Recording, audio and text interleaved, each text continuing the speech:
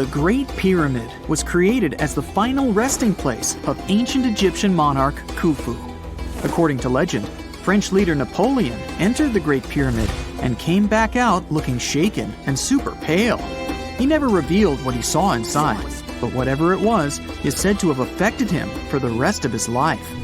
When Napoleon entered the pyramid, he would have walked through a super tight and ascending passageway. He'd then go through another passageway, known as the Great Chamber.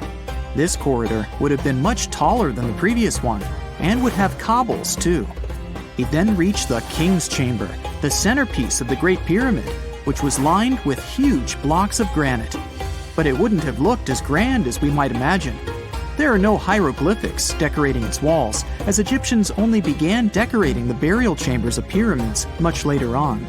The pharaoh's tombs deep inside the pyramid would have also been filled with treasures, from chunks of gold to the world's most expensive jewelry. But this would have all been looted a long time ago.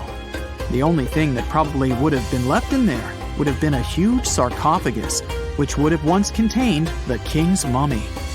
He'd also have to walk past the queen's chamber. This room most likely didn't hold any queens though, as pyramids were usually only built for one person. There are mysterious tunnels leading from here. To this day, no one is really sure what they're there for. And that's not the only mysterious and creepy thing Napoleon may have encountered, as stories of pharaohs leaving ancient curses on pyramids go way back. Many pyramids had warnings written on the outside, telling of horrifying things that would happen to those who entered and disturbed the peace. We might not know what exactly Napoleon found in the Great Pyramid that scared him so much, but we know for sure what was found in Tutankhamun's tomb. Tutankhamun was an ancient Egyptian pharaoh who was only 8 or 9 years old when he took to the throne. He became a cultural phenomenon when his tomb was discovered almost completely intact in 1922. His pyramid sits in the Valley of Kings in Thebes, modern Luxor, which is in Egypt. Unlike the Great Pyramid, Tutankhamun's tomb was covered in beautiful wall decorations. The walls told the story of how he would travel to the afterlife through the underworld. Egyptians believed all people would have to take this journey, so they would fill their tombs with objects and paintings to help them get there. There'd also be spells painted on the walls. They believed this would help people pass over to the next realm. The journey would be pretty long, and for that reason, the ancient Egyptians would also fill the pyramids with food. Tutankhamun's pyramid was filled with 8 fruit baskets. They even found something called gingerbread fruit in there.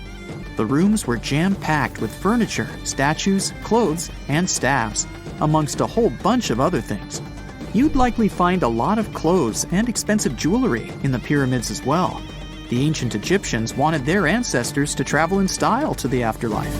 They put Tutankhamun in his final resting place with over 50 pieces of clothing, all of the highest quality. There were tunics, scarves, gloves, and headdresses, and a ton of jewelry. Bracelets, pendants, necklaces, rings, and scarabs for protection were all found inside. Each of them was made of gold or precious stones. There were also fans made of ostrich feathers to keep the old pharaoh cool in the hot Egyptian sun. But the temperature inside the pyramids never actually went above 68 degrees Fahrenheit. The ancient Egyptians developed a super cool air conditioning system that we don't fully understand even today. Tutankhamun's pyramid also contained 130 walking sticks made from ebony, ivory, silver, and gold to help him on his journey. There were 3 chariots hidden away in case he got tired of all the walking. They also put 11 boat paddles inside, but there was no sign of any boat. The pyramids would be littered with the pharaoh's favorite scents and perfumes. During the excavation of Tutankhamun's pyramid, it quickly became clear that it had been robbed during ancient times. There was damage to doors and traces of oils left in empty jars. It looks like someone raided the pyramid for gold and the scents, perfumes, and oils that had been left for King Tut. There was still a bit of perfume, which was made from coconut oil and frankincense, left in one bottle. It seems like Pharaoh Tutankhamun loved board games. There was an ivory traveling set of senet in his pyramid. Although we don't know for sure exactly how to play it, we have figured out it was sort of an ancient Egyptian version of backgammon. It looks like it was a 2-player game where the goal was to knock your opponent off the board. Not really sure who Tutankhamun's mummy was supposed to play with, though. The ancient Egyptians had some rituals that may seem pretty strange to us. For example, they used to shave their eyebrows off if they ever lost a cat. So it's not too surprising they put some really weird things inside pyramids. Archaeologists discovered a collection of mummified cats and scarab beetles in pyramids that date back more than 4,000 years. They were found in the pyramids of Saqqara, which is south of Cairo. They also found a bunch of makeup kits and mirrors inside. Makeup was worn proudly by both men and women in ancient Egyptian times. Eyeliner was the most popular cosmetic. The Rosetta Stone was one of the best discoveries ever made in pyramids. It was found by our man Napoleon Bonaparte and his team. It's a black granite rock that dates back to 196 BCE. It's transcribed in Greek, Demotic, and hieroglyphic. When it was translated in 1822, we got the key to understanding ancient Egyptian hieroglyphics for the very first time. The discovery of Queen Hatshepsut's mummy in 1903 changed our understanding of the Egyptians forever. After she had passed away, her successor, Thutmose III, removed most of the evidence of her reign, so we basically knew nothing about Egypt's first great female leader. She's now gone on to become one of the few and most famous female pharaohs of Egypt. Pharaoh Khufu even had a fully fledged boat in his pyramid. Archaeologists uncovered more than 1,200 pieces of a giant boat near the Great Pyramid at Giza. They reassembled the boat, and it's a whopping 144 feet long. It's most likely a solar boat, which was designed to carry the resurrected king with the deity Ra. Fun fact, the Pyramid of Giza is the last remaining of the 7 wonders of the ancient world. The other 6 are the Hanging Gardens, the Colossus, the Temple of Artemis, the Mausoleum, the Lighthouse, and the Statue of Zeus. This pyramid was also the world's tallest man-made structure for 3,800 years, and it's the biggest pyramid in Egypt. It took a staggering 2.3 million blocks of limestone, and some weighed as much as 80 tons. It took an incredible 100,000 laborers and a whopping 23 years to build. Its original height was a mega 480 feet. In 2017, archaeologists discovered something weird about Egypt's Great Pyramid. There's a hidden void that's at least 100 feet long, and no one really knows why it's there or what's actually inside it. The weird void is the first inner structure discovered within the 4,500-year-old pyramid since the 1800s. Scientists used cosmic rays to detect the massive hole, but are still no closer today to finding out what's inside. The ancient Egyptians took a lot of care building the pyramids, and everything was strategically placed and structurally sound, so it's super unlikely that this hole is due to blocks falling over time. Loads of pyramids also contain small model figurines called ushabti. These represented attendants. They believed they would come to life to serve the pharaohs in the afterlife. But it's amazing that all this stuff actually fit inside. There isn't actually a huge amount of space inside the structures. It's mostly just rock. A gruesome discovery took place in Egypt some years ago. You want to hear about it? 16 human hands, carefully buried in 4 eerie pits. They didn't look too much like human hands at first, since they were abnormally large, but they were. Weirdly, there were only right hands. No left hands were in sight. It turned out that it points to the practice of an ancient dark ritual. Old Egyptian art and tales talked of a ceremony where warriors would present the right hand of their adversaries as proof of victory and ask for gold in return. Egyptians believed in the afterlife, so cutting off someone's hand meant you cut off their power eternally. Guaranteeing this type of defeat was interesting to the winning party. Here, the fight was between Egyptians versus Hyksos, who lived in what was once known as Canaan. Egypt has always been the center of some history-changing findings, and some time ago, this papyrus was found. If we stretched it open, it would be just a tad bigger than the height of a skyscraper. The world's tiniest skyscraper, which is located in Wichita Falls, Texas. When humans didn't write on their notes app, they wrote on this thing, made from the medulla of a papyrus plant. Around 2,000 years ago, ancient Egyptians wrote something reminiscent of a book where they describe most of their funerary traditions and their visions of the afterlife. It's considered one of the most important texts from ancient Egypt and is still sold in bookstores to this day. This ancient manuscript was unearthed from a chamber located just south of the Pyramid of Djoser, located in Saqqara. Oh yes, Djoser is the oldest pyramid in Egypt and not the Giza pyramids like most people think. So recently, the site of Saqqara buzzed with excited archaeologists who probably found one of Egypt's oldest complete mummies. They believe that this beautiful and well-preserved mummy was that of a wealthy man. He was discovered in a deep shaft, covered in layers of gold leaves.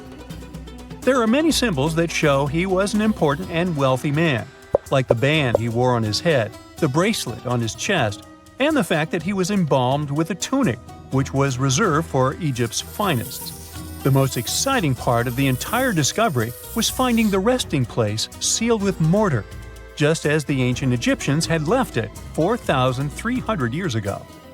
Now this may sound weird, but back in 2008, archaeologists discovered a missing pyramid. Now it went missing because it deteriorated over the span of 4,000 years. Today, you can only see its base. It was a pretty important site back in ancient times. It is said that around the area of the pyramid, the ancients hosted a special type of ceremony where high priests would carry mummified remains of sacred bulls. Now here's a fun fact. Ancient Egyptians believed that Apis bulls were earthly incarnations of the city deity of Memphis and was connected to rites of fertility. It wasn't just any Apis bull, though. They needed to be all black with a single white mark between its horns and a bunch of very specific characteristics. They were selected by the local priests and honored until they passed away. After that, they were mummified and buried in underground galleries. Meanwhile, this missing pyramid sort of disappeared around the 1800s. It was a German archaeologist who first found it in the village of Saqqara. He called it the Headless Pyramid when he first found it. But then, years after the official discovery, the desert sand came along and covered the whole thing. There were some excavations between the 19th and 20th centuries, but they weren't too systematic. That's why scientists were so thrilled when they dug an entire pyramid's base after removing the 25-foot mound of sand that was covering it. Oh, and it turns out American archaeologists are excavating a cemetery in Egypt that could contain over 1 million mummified bodies. So far, archaeologists have dug around 1,700 mummies. One of the main differences from other classic Egyptian mummies is that these people weren't kings and pharaohs. They were commoners that most likely lived about 1,500 years ago, when Egypt was controlled by the Roman and Byzantine empires. The name of the cemetery is cool, though, the Way of the Water Buffalo, just in case you want to check it out on your next trip. Other than bulls and buffaloes, ancient Egyptians also liked baboons. Are you seeing a pattern here? In the beginning of the 20th century, archaeologists discovered a site filled with mummified baboons in a place called, guess what? The Valley of Monkeys. An animal wouldn't have been mummified if it wasn't considered important. Certain animals were more important than others, since they were linked to specific deities. Jackals were connected to Anubis, the ancient god of the afterlife, and cats were likened to the female deity Bastet. Baboons were a pretty big deal, since they were believed to be connected to Thoth, the deity of wisdom and advisor to Ra, one of Egypt's supreme deities. The archaeologists who studied these animals weren't too happy. They think these baboons were kept inside and were deprived of sunlight for most of their lives. They had extreme vitamin D deficiencies and they were poorly fed. Maybe Thoth got angry with these baboon keepers. Just a guess. Since there's never a boring day for archaeologists in Egypt, they also found human mummies with golden tongues. Since Egyptians were all about the afterlife, they believed that golden tongues might help a person speak once they pass to the other side. I mean, it's a long shot, but hey, why not? Some of these mummies were placed in wooden coffins with goods, such as necklaces, pottery, golden artifacts in the shape of lotus flowers and scarab beetles, and iPhones. Just kidding. A new temple was also unearthed recently in Egypt. Scientists believe it was dedicated to honor Zeus Cassios.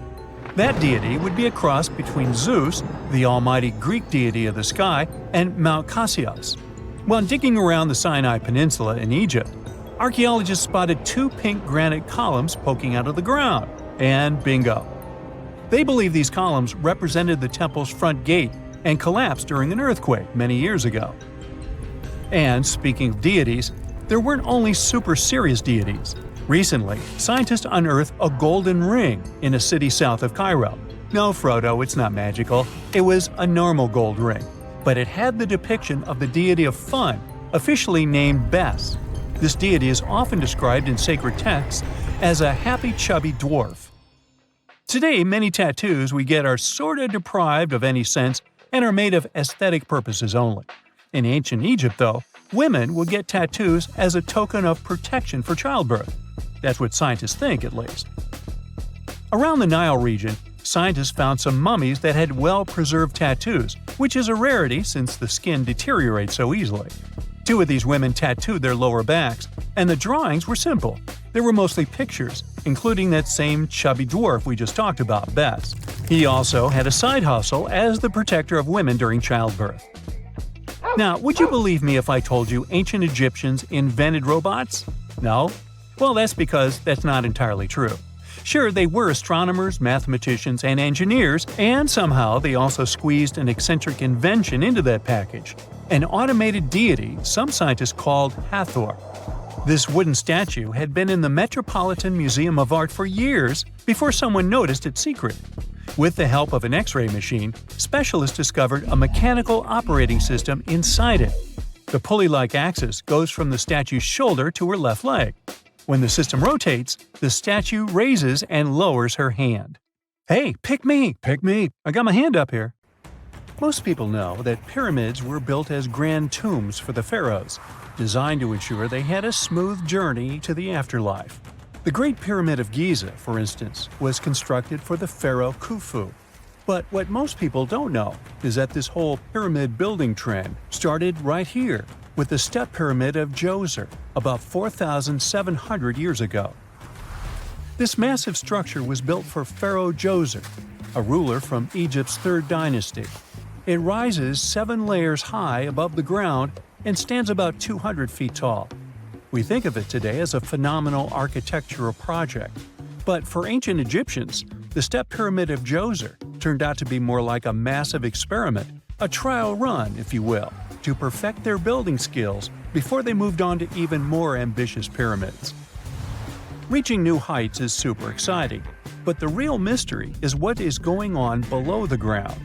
In this pyramid's underground labyrinth, there is a network of tunnels stretching about 3.5 miles long, and some researchers believe these tunnels might have been part of a sophisticated water system that could completely change what we think about pyramid construction.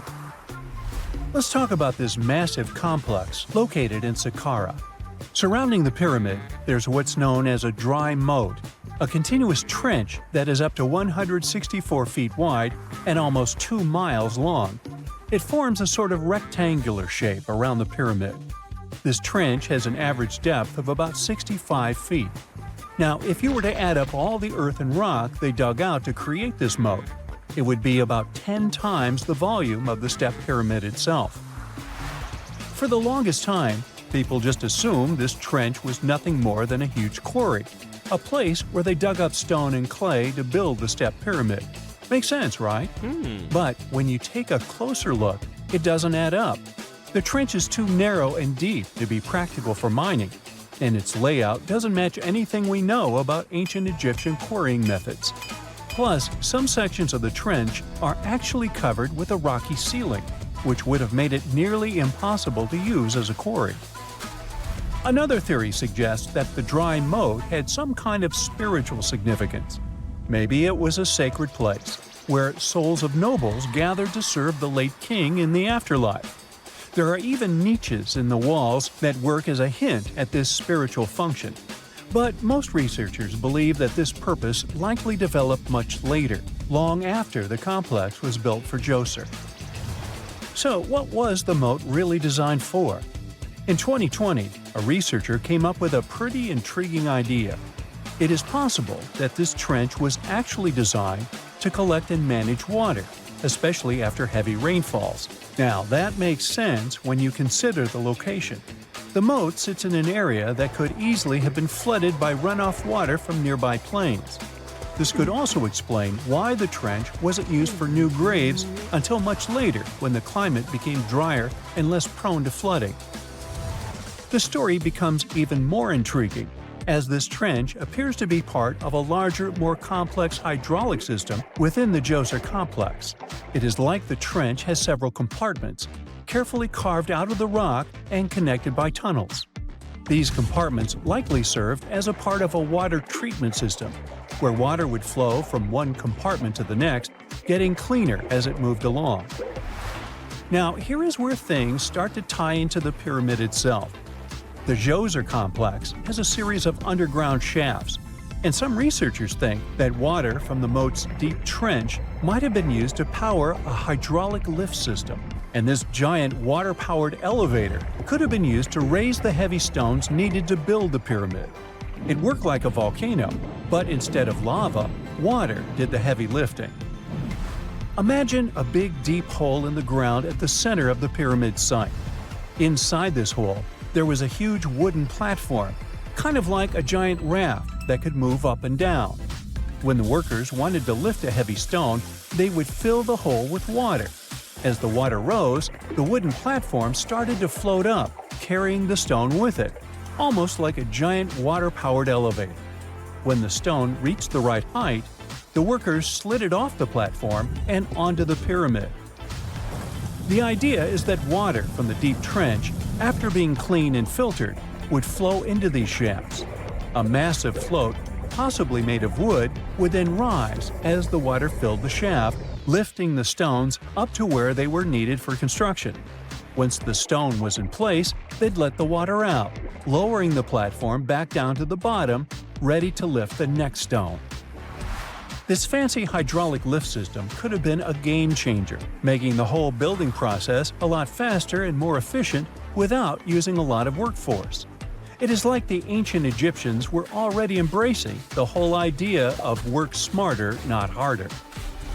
But of course, not everyone is on board with this theory.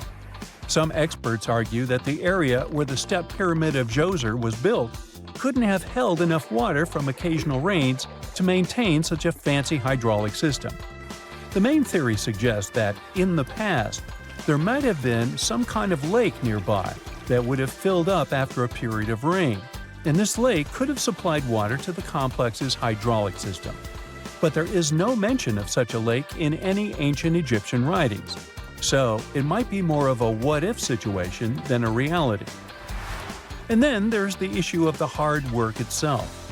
Remember when I said this method could have allowed the ancient builders to raise stones with far less effort? Well, that might not be entirely true. According to some experts, just building this hydraulic device would have required a lot more heavy work than simply moving the stone blocks using good old-fashioned manpower. And let's not forget, the step pyramid of Djoser is like a baby pyramid compared to those that came later. The stones used for Djoser's pyramid weighed, on average, about 660 pounds each, which is nothing compared to the more than 2.5-ton blocks used later for the pyramid of Chephren. If this cool water lift theory gets completely ruled out, we still need to explain how this pyramid was built in the first place. To answer that, we need to rewind a bit and talk about the original plans. See, before Djoser's tomb became a pyramid, the idea was to construct a simple mastaba. This type of tomb was pretty common in earlier periods, a flat-roofed, rectangular structure with sloping sides. But after the original mastaba was finished, they decided to expand it a bit by adding more layers on top. And then they added even more layers, until the construction reached 6 distinctive steps, each one smaller than the previous. And they probably did all this by raising those heavy stones using ramps, not a water-powered elevator. There is still so much we don't know about the step pyramid of Djoser. More research is definitely needed to fully understand how this system worked, or if it even existed at all. But the idea of using water to help build the pyramid adds a whole new layer to our understanding of ancient Egyptian engineering. It's a powerful reminder of just how clever and resourceful those builders were. using the natural landscape and the power of water to create one of the most iconic monuments in history. What is a boat doing in the middle of a desert? You would expect to find a seagoing vessel closer to shore. This is the question archaeologists have been asking for decades. In 1988, there was a storm near one of the most important archaeological sites in ancient Egypt. A wooden structure emerged from the sand. It was hollowed out by termites. Scientists were determined to solve its mystery. In 2000, they began excavating the site near Abydos, Abydos. An American team of experts soon discovered a boat that was 70 feet long, and it wasn't alone. In total, there were 14 boats neatly resting next to each other. It was impossible to completely dig out the boats because of their poor condition. Luckily, the wood was preserved enough to get a sample. Analyses revealed that the boats were around 5,000 years old, the oldest fleet in human history to this date. The time of their construction predates the pyramids at Giza by half a millennium. Each ship of the fleet rested in a vault that matched its dimensions. The room was roughly a third of the size of a tennis court. It had mud brick walls that featured more than 120 drawings of boats. Ancient Egyptians incised them on whitewashed walls that were excellently preserved. Scientists have known about these mysterious chambers for well over a century. 1901, 1902. A British archaeologist, Arthur Weigel, stumbled upon a strange structure west of the River Nile. His team caught a glimpse of the interior walls. Sadly, a section of the roof collapsed, so they had to call off further exploration. Researchers abandoned the site, but its location remained on the maps. The boat's position first led scientists to think that they rested on a bank of the mighty Nile. But there was a problem with this theory. Today, the river flows almost 7 miles west of Abydos. Further studies of the surrounding terrain showed the Nile didn't change its course throughout history. Also, if the boats floated near a dock, they would be in unstable positions. The 14 vessels at Abydos were perfectly parallel to each other. There was only one conclusion possible. Someone had deliberately placed them like that. They must have gone through a lot of effort. Each boat had enough room for up to 30 rowers. These vessels could really float. They weren't models, but scholars still don't know if they actually sailed any body of water in ancient Egypt. This doesn't diminish the importance of the find. Previously, archaeologists found only small-scale models. In King Tut's tomb alone, there were 35 boat models. For a long time, these figurines were the only clues as to how ancient Egyptian vessels looked like. The boat's design confirms that they were the real deal. They are the earliest surviving examples of something called built boats. Ancient people constructed primitive vessels by hollowing out large tree trunks. The alternative was reed that was tied together to form a raft. The boats at Abydos had planks tied together. This was a major breakthrough in shipbuilding. During their lifetime, the boats must have seemed impressive. Timber was a valuable commodity at the time. There was no wood in the desert. Cedar had to be imported from Lebanon. The only person who could afford such luxury was the pharaoh. Studying the area around the ancient fleet provided more answers. Scientists discovered a mud brick structure where Egyptians worshipped the pharaoh. Its approximate date of construction matches that of the wooden boats. The same bricks out of which this building was made were used to encase the fleet. At the time of their construction, the rooms they were stored in had a ceiling. That's the section that archaeologists stumbled upon in the early 20th century. Just like mummies and coffins, these marvelous ships rested inside splendid vaults.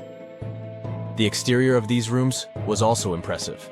The outer walls originally had a plaster of white limestone. It reflected sunlight. In the desert sun, the structure housing the boats must have shone from miles away. Ancient Egyptian builders used the same technique to cover the pyramids 500 years later. Today, their surface looks jagged, but it wasn't always like this. When they were constructed, the pyramids had a top layer of fine white limestone.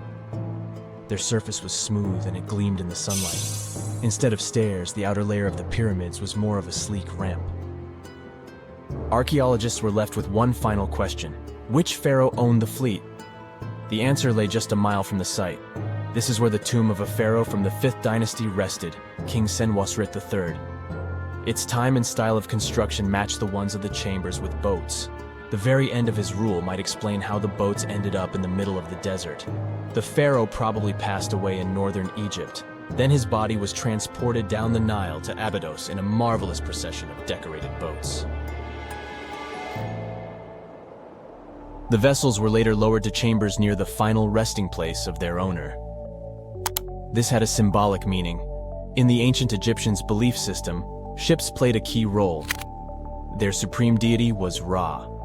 He traveled through the sky during the day in the form of the sun.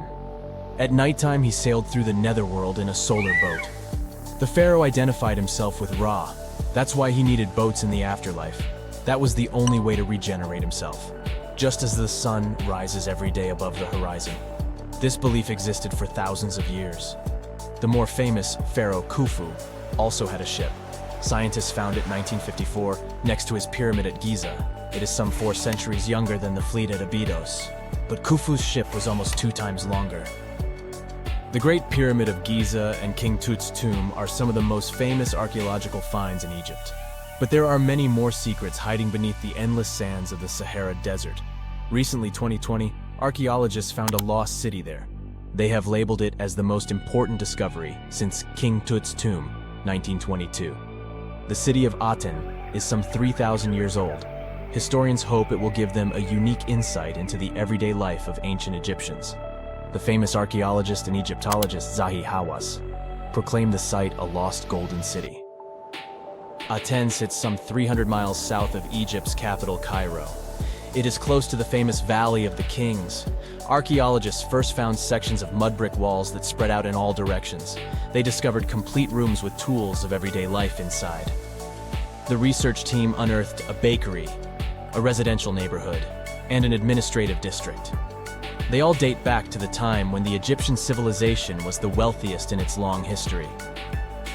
They were also the first to make objects from iron. In 1911, scientists found a set of iron beads near a village in Lower Egypt, El Gurza. These are the earliest known iron artifacts. The discovery is literally out of this world. Ancient people made them by beating into shape a piece of a meteorite. The 9 beads were once part of an ornate necklace. They are now blackened and corroded, which is perfectly normal for a piece of jewelry that is over 5,000 years old. They consist of an iron-nickel alloy. Researchers were impressed by the skill of ancient jewelers who processed the beads. Their craftsmanship is more impressive when you think that they didn't know the stellar origins of the material. The Great Pyramid of Giza also has a remarkable feature. An international research group investigated the electromagnetic response of the structure to radio waves. They found that the pyramid has the ability to concentrate electromagnetic energy inside it. This occurred inside its chambers as well as under the pyramid's base. It contains an underground, unfinished chamber. It seems that the electromagnetic response is connected with the properties of limestone, the Great Pyramid's main building material. The research results might have a practical application. The way solar cells and nanosensors function could be improved by this remarkable find. There are mysterious plasma bubbles floating around the pyramids of Giza. As bizarre as that might sound, let's get one thing clear right off the bat. There's nothing extraterrestrial going on here. Plasma bubbles are those weather anomalies that form in a layer of Earth's atmosphere called the ionosphere. This is an invisible layer surrounding our planet that stretches roughly from 50 to 400 miles above Earth's surface, right at the edge of space. In this layer, the sun, being the giant hot power that it is, basically cooks gases, splitting them into electrically charged particles called plasma. Here's where it gets interesting. At night, especially near the equator, these charged particles get disturbed, and when a bunch of them suddenly vanish at the same time, it forms what we call a plasma bubble. Imagine it like a big empty pocket where the plasma is missing or its quantity is lowered. But it's only considered a plasma bubble if this phenomenon occurs on a large scale, typically around 62 miles in size. If you're already packing your suitcase for Egypt and have put binoculars to look at the tips of the pyramids, I'm sorry to say that we can't see these plasma bubbles with the unaided eye. It's all happening way above our heads, completely invisible to us. Scientists need to use special equipment, like the Latitude Long Range Ionosphere Radar, or LARID, to detect these bubbles. This advanced technology helps researchers track and observe the movement and formation of plasma bubbles in real time. This formation, by the way, can be triggered by solar storms. That brings us to November 2023, when an impressive solar storm occurred. On a scale from 1 to 5, this one was classified as a G3, which is considered a strong event. Solar storms occur when sunspots are basically cooler, darker areas on the sun's surface, release bursts of energy into space. These flares triggered several geomagnetic storms on Earth. While this might sound like doomsday stuff, it didn't disrupt our daily lives too much. In fact, it was great news for skywatchers, since the solar storm created stunning auroras, with the northern lights visible as far south as Greece and Turkey. But this particular storm in 2023 also had another interesting consequence. It caused the largest plasma bubble ever recorded by the Chinese radar.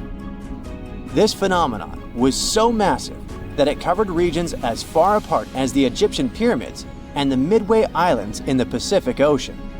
Now that's a huge distance, and it is a big deal for science. And that's because plasma bubbles are a growing threat to modern technology. Experts say they can disrupt satellite communications and GPS systems. So if you're using Google Maps or Waze and suddenly it can't figure out where you are, a plasma bubble might be to blame. Great. We now know what's going on with those bubbles, detected above the pyramids of Giza. But things get even weirder inside this ancient construction. Apparently, the Great Pyramid of Giza has the ability to concentrate electromagnetic energy within its interior. A couple of years ago, a group of researchers decided to see what would happen if they took this ancient architecture and hit it with radio waves. I mean, waves that are similar to the kind your phone uses, but on a much larger scale, up to 1,900 feet long. But since they couldn't just start blasting radio waves at the actual pyramid, they did the next best thing: computer modeling. Using these simulations, the researchers discovered something incredible. The Great Pyramid can actually concentrate electromagnetic energy within its internal chambers, as well as underneath its base, where an unfinished chamber is located. By concentrate, I mean something like trap it. For example, when you shout into a cave, you hear your voice echo back, right? The sound waves don't just disappear, they bounce around and get focused. Similarly, when radio waves hit the pyramid, they don't just pass through or around it. Instead, they get absorbed, bounce around, and focus inside and underneath the pyramid. Our list of mysterious phenomena surrounding the Egyptian pyramids doesn't end there. Inside the pyramid, there's a long, narrow passage that leads to what's known as the King's Chamber. This room sits at the center of the pyramid, and it's believed to have been the final resting place of Pharaoh Khufu, the ancient Egyptian leader who commissioned the entire thing over 4,000 years ago. When visitors step into the King's Chamber, two things normally strike them: the room's incredible acoustics and its heavy, imposing structure, which is entirely lined with red granite. Recently, scientists have started to connect these two facts. Some researchers now believe that the King's Chamber might be able to catch or pick up sound energy generated from other parts of the pyramid. In other words, this room might have been designed to amplify sound in a way that no other chamber in the pyramid can. To test this theory, researchers conducted an experiment where they sang in the Queen's Chamber, which is located directly below the King's Chamber. Here's where it gets wild. The music couldn't be heard in the lower underground rooms of the pyramid, but it sounded loud and clear in the King's Chamber. One possible explanation for this is the type of stone used in the King's Chamber: pink granite. Granite is known for its piezoelectric properties, meaning it can absorb energy from its surroundings, like sound vibrations, and convert it into electrical energy. This suggests that the chamber's unique acoustics might be due to more than just the shape of the room. It could be that the granite itself plays a role in amplifying and concentrating sound waves. According to scientists, these discoveries open up a whole new field of research into the pyramid's potential. Could the ancient pyramids have somehow harnessed the energy created by sound waves, or even Earth's natural vibrations? It might sound far-fetched, but considering the granite's piezoelectric properties are well documented in modern science, it's not entirely impossible. Who knows? Maybe we've only just scratched the surface of what the pyramids were truly capable of. Speaking of just scratching the surface, there's even more to think about, like how the pyramids ended up in such a perfect location. It seems the builders lined up the Great Pyramid with the cardinal points, meaning its sides are almost perfectly aligned with the four main directions: north, south, east, and west. There are many theories about how they did it, but one study suggests that Egyptians might have used the fall equinox to achieve this perfect alignment. During the equinox, the sun rises and sets directly in the east and west. It probably made it easier for builders to use the sun's position as a guide. By watching the sun during this time, they could make sure the pyramids were positioned just right. If we think about all these strange things about the pyramids, I mean their perfect alignment, the ability to concentrate radio waves, and the materials used in the chambers that might generate electrical energy, could the real purpose of the pyramids actually be much more complex than just being tombs? Well, Nikola Tesla thought so. It is said that the famous inventor and engineer was kind of obsessed with the Egyptian pyramids, and he wondered if they might actually be giant energy transmitters. He believed the shape and position of the pyramids could help them function as huge generators, capable of producing free, limitless energy. Some researchers agree with Tesla and believe that these massive monuments might have been designed as giant power plants.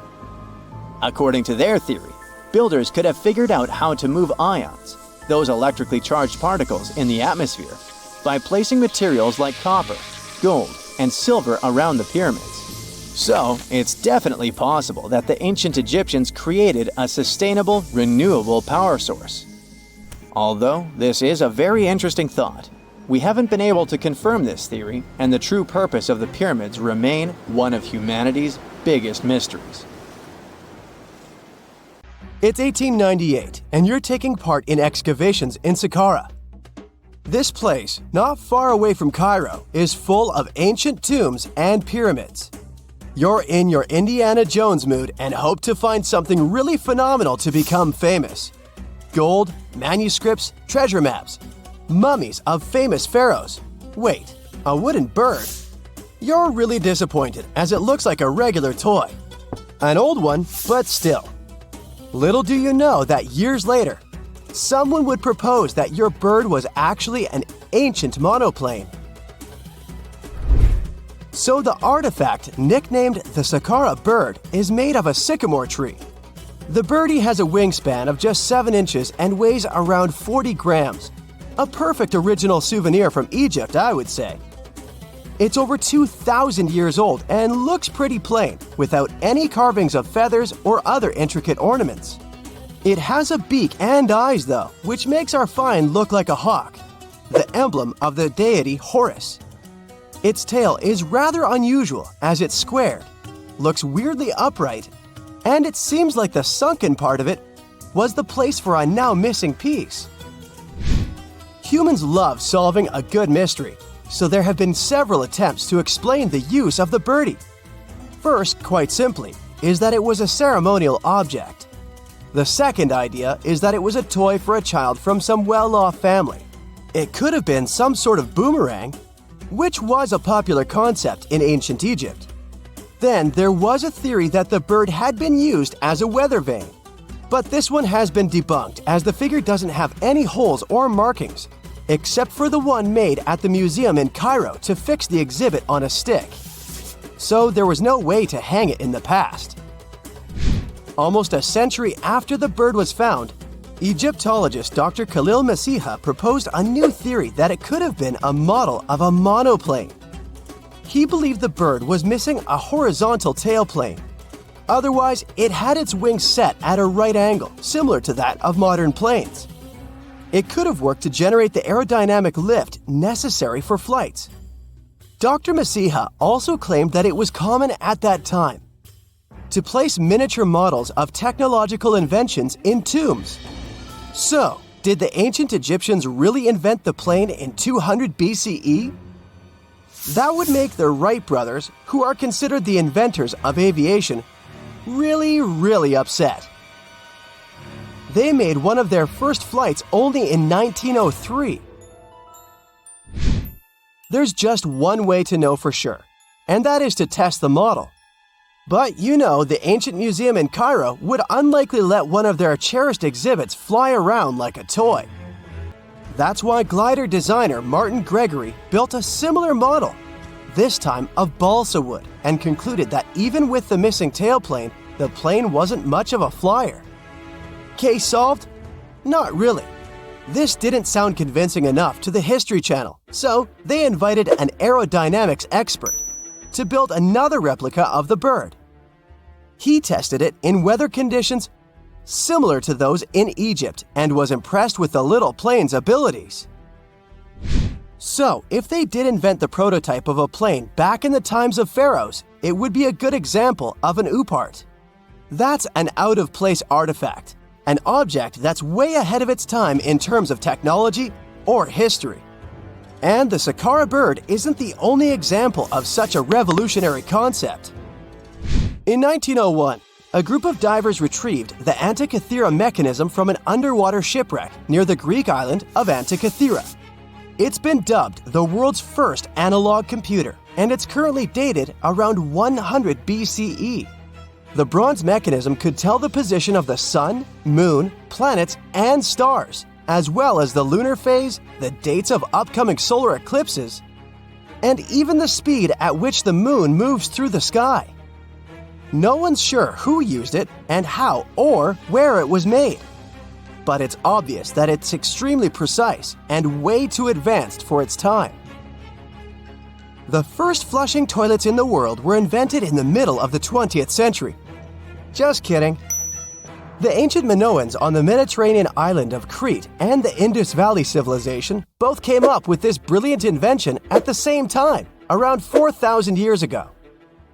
The plumbing and sanitation were so well done that no one managed to design anything better until 2,000 years later. One ancient Minoan lavatory was discovered at the Palace of Knossos. It looks like it had a wooden seat set over a tunnel that directed water from a rooftop reservoir to an underground sewer. Other varieties got water from jugs. Only the super rich people could afford all this glory. So if you wanted to shop for real estate back then, the flushing toilet would be a telltale sign you were in the rich neighborhood. Automated doors became a cool, seemingly new invention back in 1931. But the technology behind them is actually much older. Think the 1st century CE old.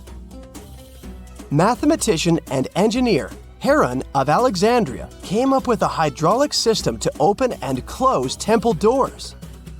To bring it into action, you need to light a fire to produce heat. There was a brass pot under the fire, half filled with water. The inventor connected the brass pot to containers that acted as weights. When the fire was burning, the water moved into the containers. They went down and pulled the ropes. It was nothing like a supermarket door that opens in front of you before you even have time to think. Heron's door took hours to open, and there was no way to stop the process.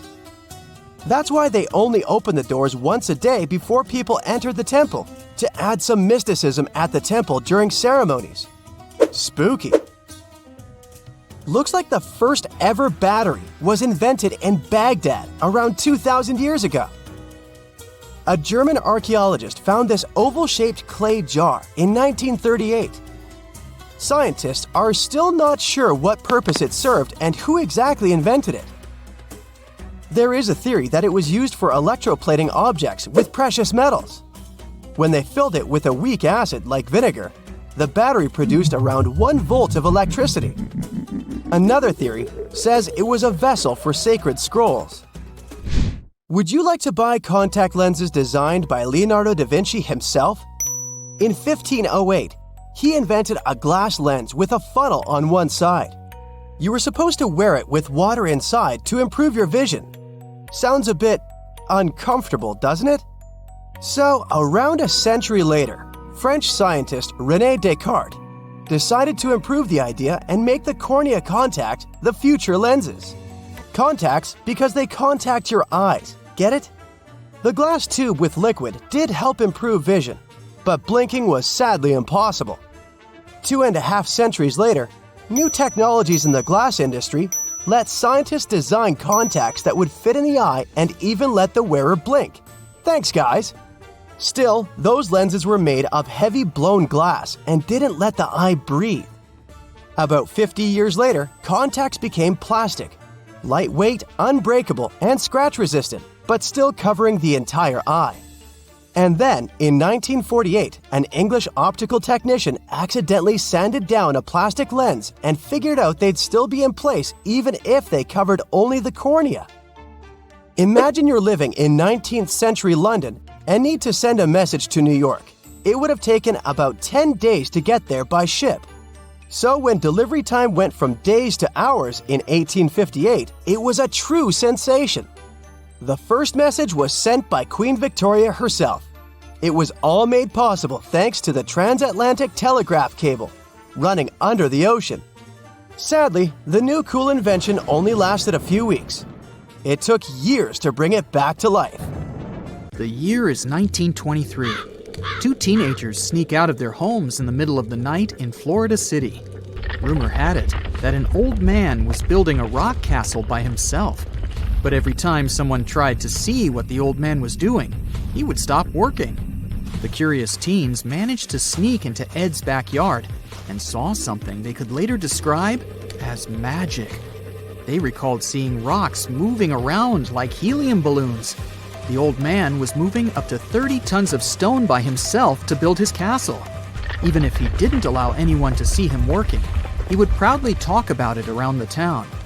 But whenever people asked how he was building a stone castle all on his own, he simply answered, "I cracked the secret of the pyramids." This story begins in Latvia, Edward Leedskalnin's home country. Edward was born in a small village on January 12, 1887.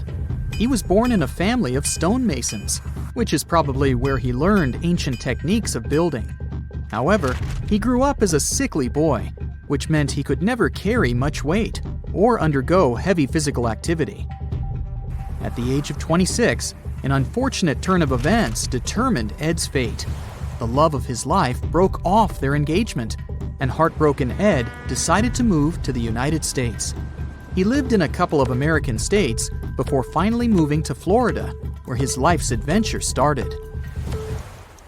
Ed spent years searching for the right spot of land to build his dream house. He always rejected good farmland. When people wondered why, he only smiled. Finally, when he bought land of his own, it was deemed terrible by his close friends. The soil was bedrock. He could neither plow nor farm it, but it seemed perfect for what he was seeking to build. Ed's close friends would often describe him as eccentric. When asked why he wanted to build a house, he would only say, "It's for my sweet 16. Someday she's coming back." Then, he changed the topic of the conversation. It took Ed about 30 years to finish Coral Castle, and he did it all by himself. He would only work under the cloak of night and never let anyone see what he was doing. The completed Coral Castle embodies a number of unsolved mysteries. If you were to visit the site back then, you'd have to go through a 9-ton, 8-foot-tall revolving gate door that even a kid could push with just one finger. Ed was so proud of this door that he originally named the site Rock Gate Park. It was renamed Coral Castle only much later, after Ed's passing. Once inside, visitors would access the incredible wonders of Ed's constructions: towers, mystic symbols, furniture, and swing sets, all made entirely of monolithic blocks of stone. The stones are set on top of each other, using only their weight to keep them together. And believe it or not, the entire park gathers around 1,100 tons of stone. Today, if you visit Ed's living quarters, You'll even see the simple instruments he used to construct all of this: chisels, hammers, ropes, and pulleys. The type of work he did is difficult even with modern-day equipment, let alone without it. Coral Castle's main mystery lies in how Ed managed to do it. The only photograph of Ed Leedskalnin at work shows a simple leverage structure of a chain hoist attached to a wooden tripod. The tripod was made of old telephone poles with a small wooden box on top. What was in the box is, of course, a mystery. Unfortunately, he took his secrets with him, not sharing the truth of his work with anyone else. Yet, not all is lost, as there are many theories and speculation surrounding what could have happened there. One theory says that there is a harmonic grid inside the Earth's surface, something that would create anti-gravity spots around the globe. It's believed that Coral Castle was built in such a spot. This could explain why it took Ed so long to find land that pleased him. Maybe what he was looking for was a place that allowed him to experiment with anti-gravity forces. Yet, whenever Ed talked about his work, he would say he understood the laws of weight and leverage, and, sure thing, that he had cracked the secret of the pyramid builders. And what secret is that, you might ask? According to Ed himself, it has to do with magnetism. He even published a pamphlet called Magnetic Current. There, he explains that every object has magnetic particles inside of them. A person just needs to understand where they are located inside such objects. This way, objects can be lifted and moved around without much effort, just like moving something heavy underwater. Researchers say that if we assume Ed Leedskalnin and the pyramid builders used the same technique, then it would only have taken 4,700 workers to build the Great Pyramid of Giza, instead of the 20,000 to 100,000 that is currently estimated. But this story just keeps on getting more and more mysterious. In the late 1920s, Ed was finishing the construction of Coral Castle in Florida City. Rumors about his work had spread around town. People said Ed was hiding a stash of money somewhere in his living quarters. One night, a group of men waited until Ed was alone and broke into the castle to rob him. They couldn't find the money and, luckily, didn't harm Ed. But in the following days, he decided that it was best he moved out of that land. Of course, he took more than his toothbrush along with him. Ed decided to move the entire Coral Castle to another land, 10 kilometers away from where he had built the park. Legend says he hired a truck driver and asked him to swear secrecy about what Ed intended to do. He asked the driver to look away while Ed loaded the truck by himself, moving all of the rocks without any help. With the truck loaded, Ed and his castle moved to Homestead, Florida, where the park is located until this day. In 1986, a group of engineers from Florida University was called to try to fix the park's gate entrance, the 9-ton revolving door that Ed was so proud of. They arrived with plenty of modern-day equipment, including a 20-ton crane. When the engineers took the door down, they noticed that Ed had used a strange circular stone at the bottom of the revolving door. The engineers couldn't understand how this frisbee-sized rock could withstand 9 tons of weight without breaking into pieces. They sent the rock to the geology department at the University of Florida, but the geologists simply returned the rock, saying they couldn't find a match of this rock in their databases. They couldn't determine its origin. The engineers put the 9-ton gate back into place, trying to use other techniques. At first, it didn't work without the base rock Ed had originally used. So, they had to cut the gate rock to make it work as a revolving door once again, proving that modern-day technology couldn't replicate what Ed had done single-handedly. Fast forward to 2011, and another man claimed to have cracked the code of the pyramid builders and Ed Leedskalnin himself. Wally Wallington, a retired construction worker from Lapeer County, Michigan, has managed to build using similar techniques to those used by Ed. Wallington is known for having built his personal Stonehenge in Michigan. He is said to have used simple machines, such as levers and counterweights, moving around multi-thousand-pound concrete blocks. Unlike Ed, Wallington has shared his techniques with the public. Multiple videos are showing the clever engineering he built from very simple materials. It sure is impressive. The man has moved his entire barn into another property just with the help of simple tools. However, there is no way to prove that these were the same techniques used to build Coral Castle. To this day, the secrets of Coral Castle haven't been unraveled. But hey, we can always keep trying to solve it. Before we get into the reason why and how there are pyramids all around the world, let's talk about some of the examples. I'll start with the Pyramid of the Sun in Mexico. These folks really knew how to build a city. Their well-planned urban center spanned over 7 square miles and boasted several pyramids. But the Pyramid of the Sun is the most impressive. This giant pyramid was built way back in 100 CE and is one of the biggest structures of its kind in the whole Western Hemisphere. It's so big that it's 216 feet high above the ground. If you ever find yourself in this ancient city, you won't be able to miss the Pyramid of the Sun. It's right there on the east side of the Avenue of the Dead, the city's main north-south street.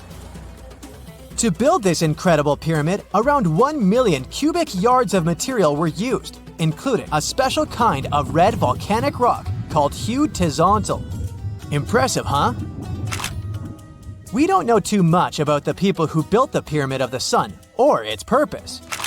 But archaeologists believe there was once a temple on top of it.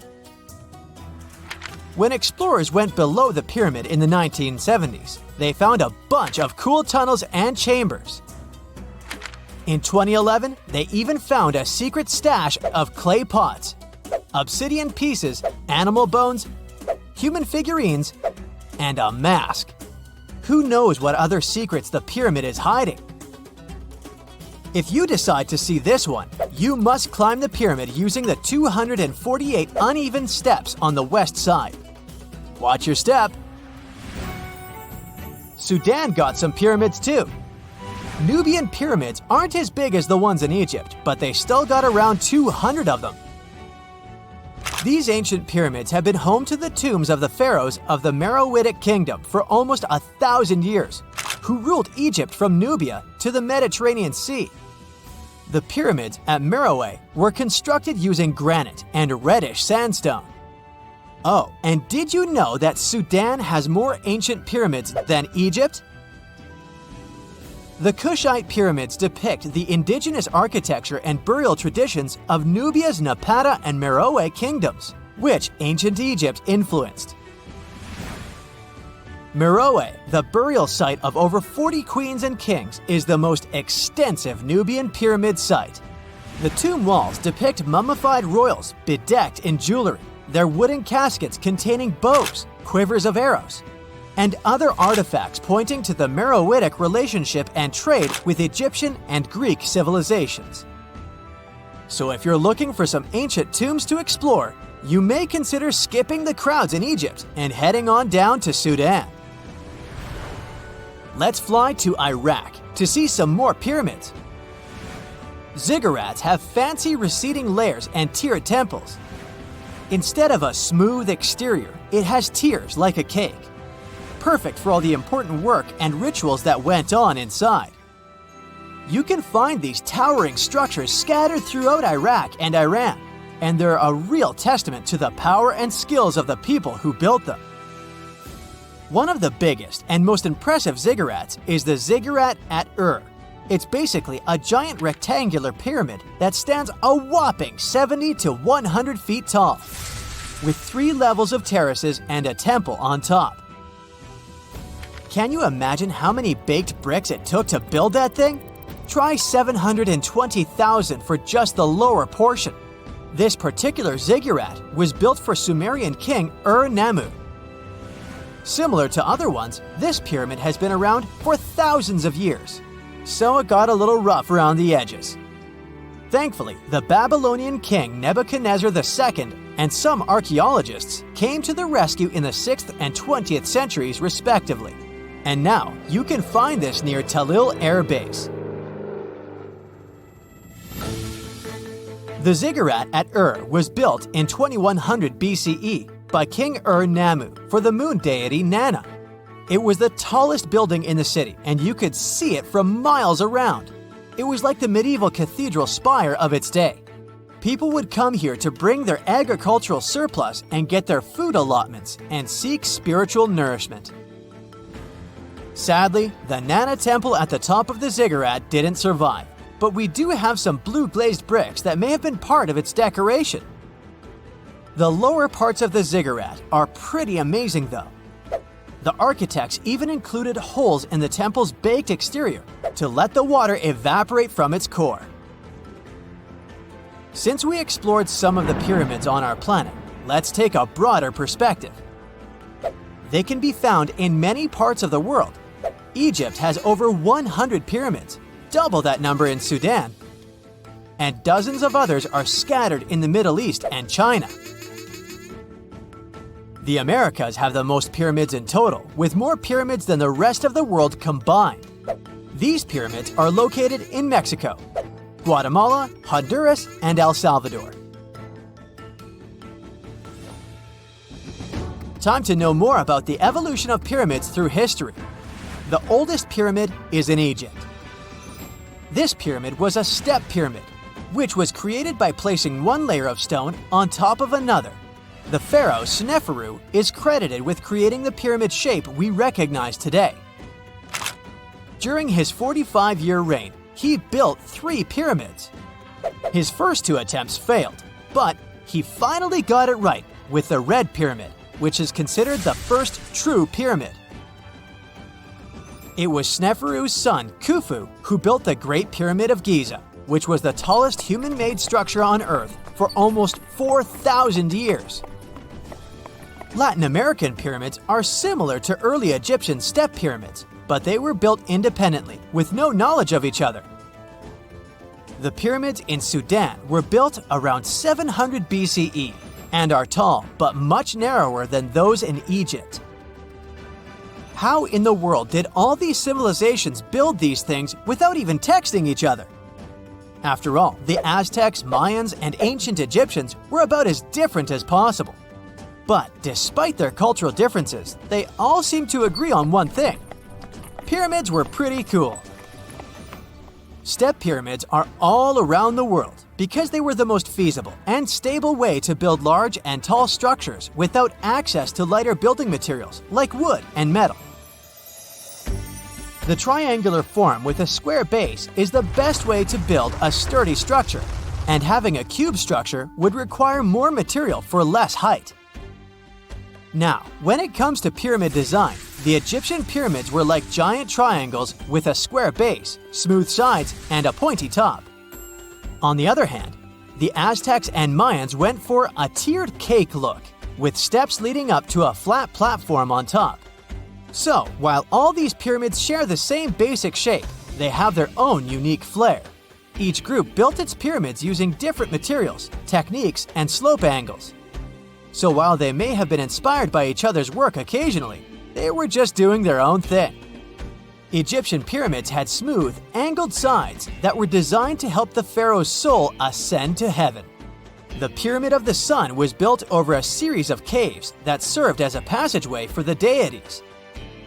The Maya built the temple of Kukulkan in Chichen Itza to honor the deity Kukulkan, usually represented by a serpent.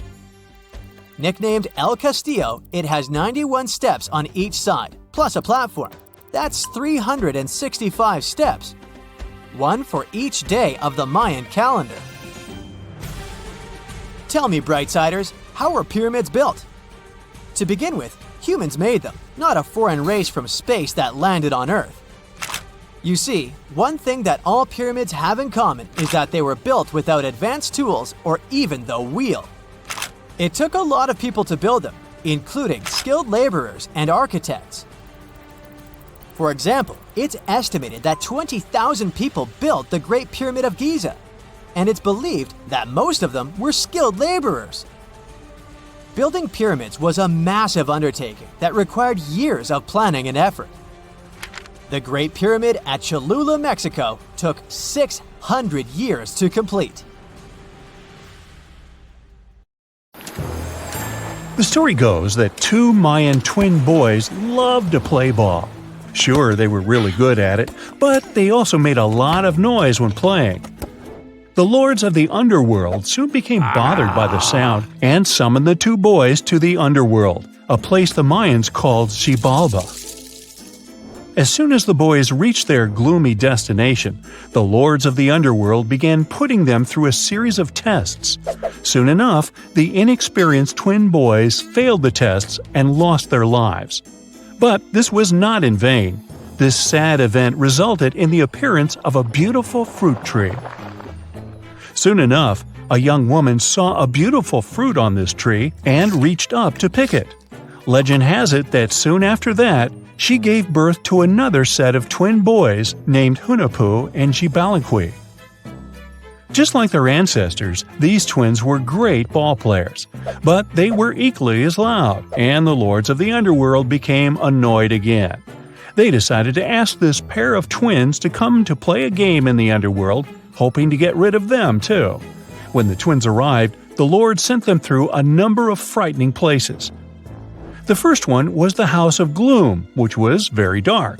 They then passed through the House of Knives, where they had to avoid getting injured. The twins then built a fire in the House of Cold, so that they didn't freeze, and ran through the House of Jaguars, where they tricked the animals into not eating them. Finally, they entered the House of Bats, where they seemed to have lost their luck. One of the bats managed to run off with Hunahpu's head. The lords then challenged the twins to play ball with them, but the boys were clearly at a disadvantage. Xibalbay placed a turtle on Hunahpu's shoulders to make up for his lost head, and they began playing. As the lords became distracted by an animal near the court, Xibalbay stole his brother's head and placed it back in its place. Much to the annoyance of the lords, the twins were now able to tie the game. Hunahpu and Xibalbay continued to perform a series of tricks for the lords of the underworld. One of them involved Xibalbay injuring Hunahpu and then bringing him back to life. The lords were so impressed by the twins' performance that they asked them to do the same trick on them. Of course, the twins agreed, but after performing their trick on some of the lords, they refused to revive them. Seeing what had happened, the lords of the underworld admitted defeat and begged for their lives, promising not to intervene in the lives of people ever again. Hunahpu and Xibalbay were happy to have avenged their ancestors and gained the respect of the lords. Legend has it that the lords of heaven were so impressed by the twins that they took them to live in the sky by turning them into the moon and the sun. The Maya civilization was one of the most dominant indigenous societies in history, and their folklore and traditions are still discovered and studied today. They used to live in a territory called Mesoamerica. It was made up of modern-day Mexico and parts of Central America like Guatemala, Belize, Honduras, Yucatan Peninsula, and El Salvador. They lived from 1800 to 900 BCE and up to 900 to 1500 CE. Apart from their impressive legends, the Maya were very skilled inventors.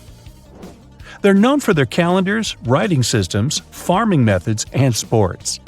Their writing, for example, was found preserved on buildings and stone monuments, as well as in rare books and pottery. It's a system made out of more than 800 hieroglyphics in various combinations. Each of those signs was said to represent a syllable. Their writing system was deciphered by accident by Tatiana Proskorakov, an American woman who initially studied to be an architect. Since she didn't find a job in her field, she eventually became a Mayanist in her own right, despite not being academically trained. She was the first to notice that the Mayan upended frog glyph meant birth, and that their toothache glyph meant the date when the king ascended to the throne. It made it easier for scientists to pinpoint birthdays, as well as the names of the rulers of a specific Mayan dynasty. They also invented the concept of zero, which is seen as one of the greatest innovations in mathematics, physics, and human history altogether. Sure, even back then, people understood the idea of having nothing, but the concept of zero as a number is a relatively new invention. A fun fact about Mayans is that they really liked hats. The bigger your hat was, the more important you looked. Not only was it a sort of fashion statement, but it also made them look taller, which was a big deal for their aesthetic. The Mayans also came up with one of the most intricate and complex calendars in human history. It was the first to use zero as a placeholder. Their calendar ended on December 21st, 2012, which led some people to believe that it translated to the end of the world. Obviously, that was not the case. It just so happened that the date coincided with the end of a Mayan cycle of years. But you know, as advanced in science and astronomy as they were, they did make some mistakes. One of them was their belief that the world was flat. Their theory was that the four corners of the world were watched by the Brother Lords, who kept the sky from falling over their lands. Hats off for their menus, though, as they were well-known chocolate eaters. They turned eating chocolate into a form of art. The drink they made wasn't really like the hot chocolate we enjoy today, though. The recipe included mixing cacao with water, honey, chili pepper, cornmeal, and other ingredients to make a foamy, spicy drink. The ritual of drinking cacao was a crucial part of their celebrations. We're not done discovering all the amazing parts of their architecture and civilization. It was only a few years ago that a Maya pyramid was found at Tonina, in the Mexican state of Chiapas. It was estimated to be more than 1,000 years old. The reason why it escaped archaeologists for so long was that it lay hidden under what was believed to be a natural hill. The ruins of two Mayan cities have been recently discovered in the Mexican state of Campeche. Why didn't we find them until now? Well, they were concealed by really thick vegetation, which made it difficult for archaeologists to reach them. The Mayans didn't just disappear. Their descendants are still around today, many of them choosing to live in their ancestral homelands. You can find them in Guatemala, for example, where the Maya people make up the majority of the population. Overall, the Maya ethnic group contains people that speak different Mayan languages, such as Yucatec, Quiche, Quechua, or Mopan. They had no idea what a spa day was, but the Mayans really enjoyed a nice sweat once in a while. Sweat lodges were discovered around ancient Mayan sites. They were built out of stone or adobe. These rooms were an essential part of their cleansing and healthcare rituals. One of the earliest sweat lodges was found in Quello in northern Belize and appeared to date back 3,000 years. One of the most important parts of the Mayan culture was a ball game which they named pits. It had both political and spiritual significance. We can see ball courts at important parts of Mayan archaeological sites. The main goal of the game was to pass a rubber ball through a very high stone hoop without using your hands. Basically, it was a combination of soccer and basketball. However, it could have serious consequences. The loser could, at times, even lose his own life. Ooh, high stakes indeed. Because of this game and the need for bouncy balls, the Mayan people were some of the first cultures to use rubber. They made it using natural latex.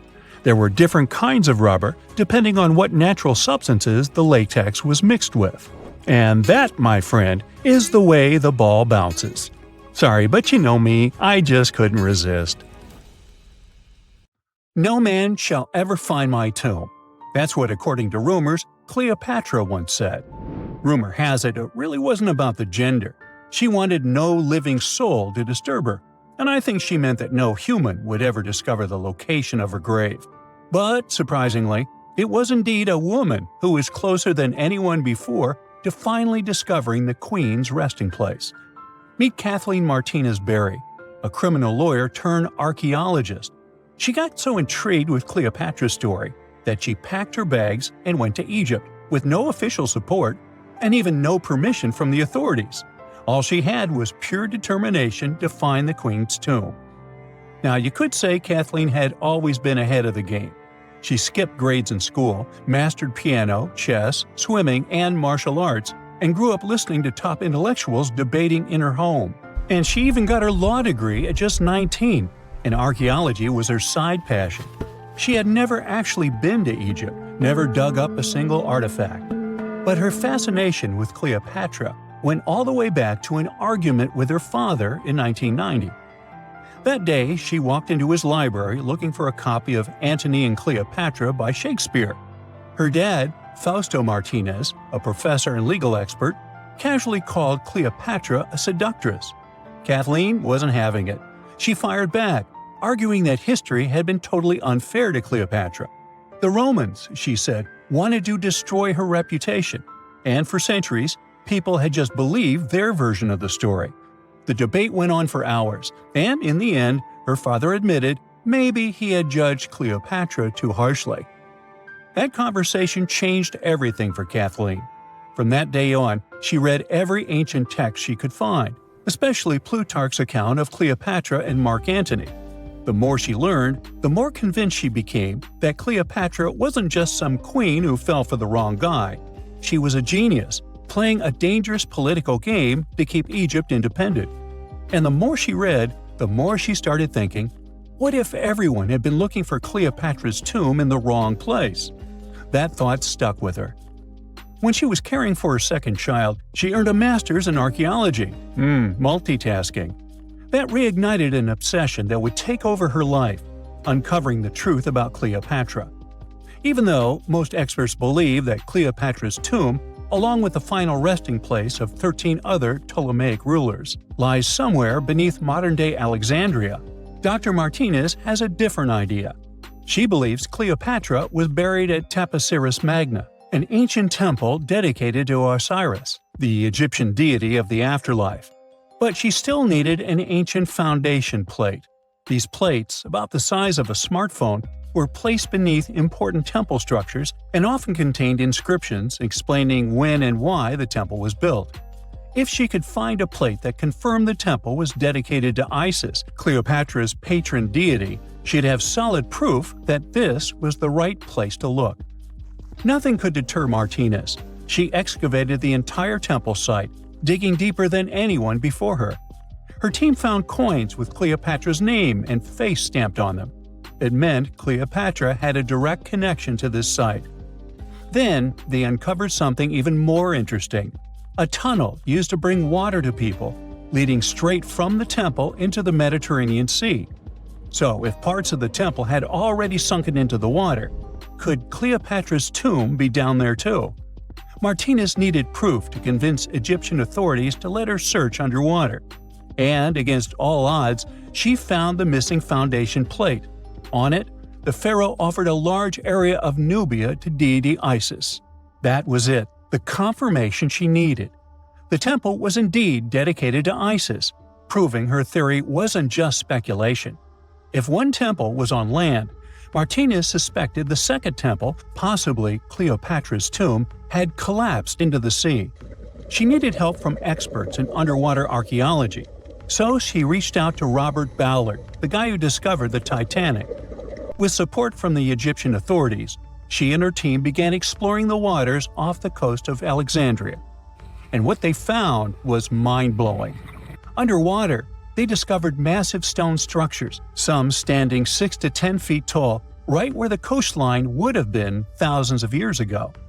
They also found basalt blocks, the same material used in the statues from the first temple. That meant one thing: those weren't just random rocks. They were the remains of a lost city, buried beneath the sea for centuries.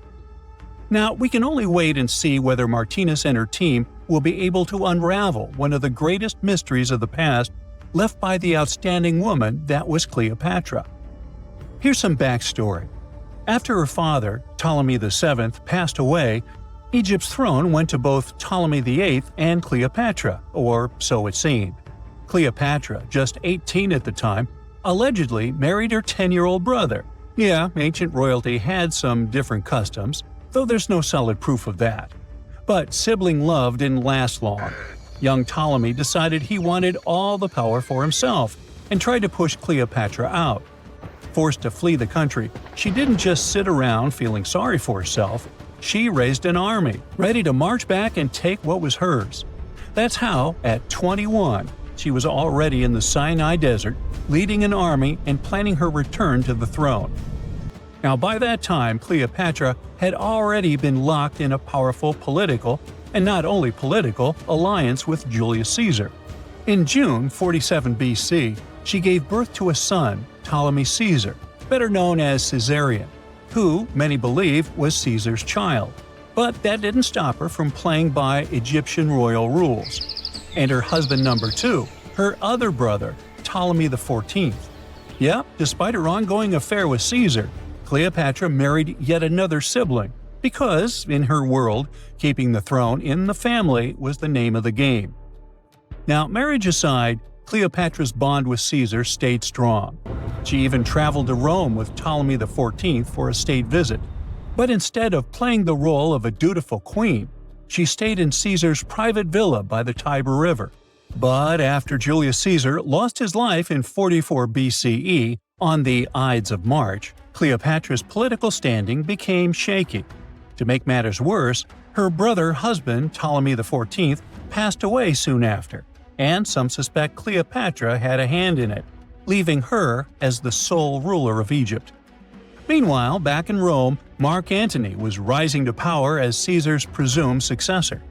Wanting to size up the Queen of Egypt, he summoned Cleopatra, and she did not disappoint.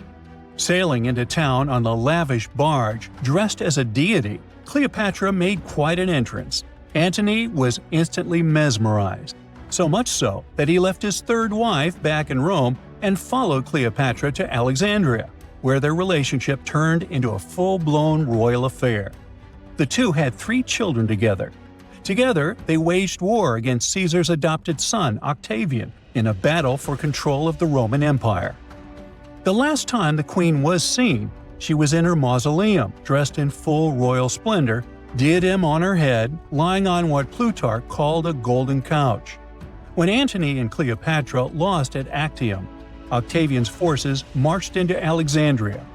Cleopatra apparently knew the end was near, so she locked herself inside her mausoleum, surrounded by gold, silver, pearls, and priceless art. Those were the treasures she threatened to burn rather than let the Romans take them. Antony, meanwhile, wasn't going to let the Romans capture him alive. He wounded himself with his own sword, but before he passed away, he was carried to Cleopatra's side. She held him as he took his last breath in her arms. A little over a week later, Cleopatra made her own choice. Rather than face humiliation as Octavia's prisoner, she ended her life. Legend says it was the bite of a deadly asp, though history isn't quite clear on that. At the time, Cleopatra was only 39. Sounds like a rather full life to me. X-rays are a type of invisible radiation that can pass through our bodies and objects. They're very important in the field of medicine because they allow doctors to see inside our bodies without having to perform surgery. Now, let's dive into how X-rays work. They're a kind of electromagnetic radiation, just like light or radio waves. However, they have much higher energy than light, which makes them able to go through objects that light cannot. Imagine you have a powerful flashlight. If you try to shine it through a wall, the light won't go through because the wall is too thick. But these rays have enough energy to go through walls and even our bodies. The discovery of X-rays happened by accident in the late 19th century. A scientist was experimenting with cathode rays, which are a type of radiation. He was working in his lab and noticed that a nearby fluorescent screen started to glow, even though it was not directly exposed to the cathode rays. He realized that something invisible was causing the fluorescence, and he named it X-ray, because X is the mathematical symbol for something unknown. He continued experimenting with such rays and discovered that they could pass through many objects, like flesh and bones, but not through denser materials like metal. He also found that X-rays could create images on photographic plates, just like a camera takes pictures. The way this works is quite fascinating. Imagine you're standing in front of a bright light and you hold your hand in front of your face. Your hand blocks the light and you can't see through it. But if you place a sheet of tissue paper in front of your hand, some light will pass through. and you'll be able to see the outline of your hand. X-rays work in a similar way. When a doctor wants to take an X-ray of a part of your body, they will ask you to stand or lie down next to a machine. This device has a special plate that can capture the image. Let's say the doctor wants to further examine your arm. They will place the X-ray plate on one side of your arm and the machine on the other side. Then, the machine will produce a controlled burst of X-rays that pass through your arm. Remember how we talked about the tissue paper allowing some light to pass through? Well, in this case, some of those X-rays will go through your arm, while others will be absorbed or blocked by the denser parts of your body, like bones. The plate captures the X-rays that pass through your arm, and it creates an image. This image shows the bones and other structures inside your body, allowing the doctor to see if there are any problems or injuries. Now, you might be wondering why X-rays can pass through some things but not others. It has to do with the density and composition of the objects. Denser materials like bones absorb more X-rays, so they appear white in the image. So when you look at the result, you'll see your bones as white shapes. Other tissues like muscles and organs are less dense and allow some of those rays to pass through, so they appear as gray shadows. What if I told you there's a whole new way you can peek inside objects, but without using X-rays? I'm not talking about magic powers. Take a comfortable seat while I explain what muography is. This fascinating scientific technique allows us to see inside objects and even beneath the Earth's surface using a special type of particle called a muon. These elementary particles are very similar to electrons, but they're much heavier. They are created high up in the Earth's atmosphere when cosmic rays, which are particles coming from space, collide with the air molecules. Now, muons are special because they can pierce through different materials. They can pass through rock, soil, and even buildings. Scientists realized this potential back in the 1950s when they were studying cosmic rays and noticed that some of the particles could pass through thick materials. The first muography experiments took place in the 60s. Specialists discovered that muons can be detected using special devices called muon detectors. These detectors are usually placed underground or in specially designed laboratories to shield them from other particles and background radiation. Now let's dive into how muography actually works. Imagine you have a large object, like a pyramid, a mountain, or even an ancient statue, and you want to see what's inside without damaging it. First, detectors are positioned around the object or in the area you want to examine. These detectors are sensitive to muons and can track their paths. When such a particle passes through a detector, it leaves a trace, like footprints in the sand. By collecting data from multiple detectors, scientists can reconstruct the paths. Here's where things get really cool. The Earth's atmosphere acts like a natural filter for muons. It turns out that the more massive an object is, the more particles it will block. So, if you have a large, dense object like a mountain, fewer muons will pass through it compared to a smaller, less dense object, like an empty box. This difference in the number of particles that reach the detectors can give us clues about what's inside the objects. Scientists use computer algorithms and mathematical techniques to analyze the data and create images. These images represent the density distribution of the object being studied. It's like creating a map that shows where the densest areas are and where there's gaps inside the object. The concept of muography is similar to using shadows to understand the shape and size of an object. Imagine you're standing in front of a bright light and you place your hand between the light source and a wall. You'll see a shadow of your hand on the wall. Based on the shape and size of the shadow, you can get an idea of what your hand looks like, even though you can't see it directly. This technique has been used to study various objects and structures. For example, scientists have used it to explore the inside of volcanoes and pyramids, and even to investigate the structure of mountains and the Earth's crust. With the help of this amazing technique, scientists have now uncovered new information about the Great Pyramid of Giza. They discovered something that had eluded tomb raiders for centuries. They found a hidden chamber. And guess what they named it? The Big Void. Yeah, I know, not the most creative name. They even used 3 different muon detection techniques just to be super sure that it was indeed a big, mysterious void inside the grandest pyramid of them all. Once news got out about this mind-boggling discovery, Egyptian authorities couldn't resist the temptation to explore further. So they brought in an endoscope camera to confirm the existence of this epic void. So they inserted a camera through one of the openings underneath the entrance, and voila, it revealed a corridor. More so, the corridor had a chevron ceiling. I can't help but imagine the ancient Egyptians using it as a cool dance floor. Another team of scientists decided to take another shot at scanning this newfound void. According to them, the Great Pyramid of Giza is a pioneer in the pyramid game. It used a technique called chevron to cover internal structures and keep them from collapsing. Now, why did the ancient Egyptians build this corridor and the grand void it leads to? One theory suggests that the corridor was built to relieve pressure inside the pyramid. Another theory says that the void could be a result of the pyramid's construction process. It could have been an internal ramp used to move roof blocks into position, and then it was left there or filled loosely with rubble.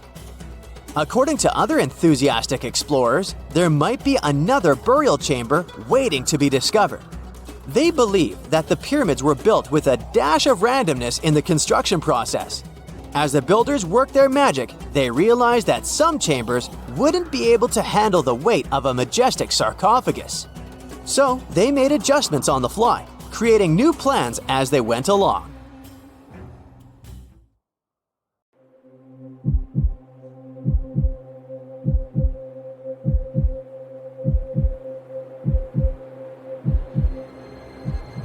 Leave it to people wandering on Google Earth to stumble upon the world's newest and weirdest places ever.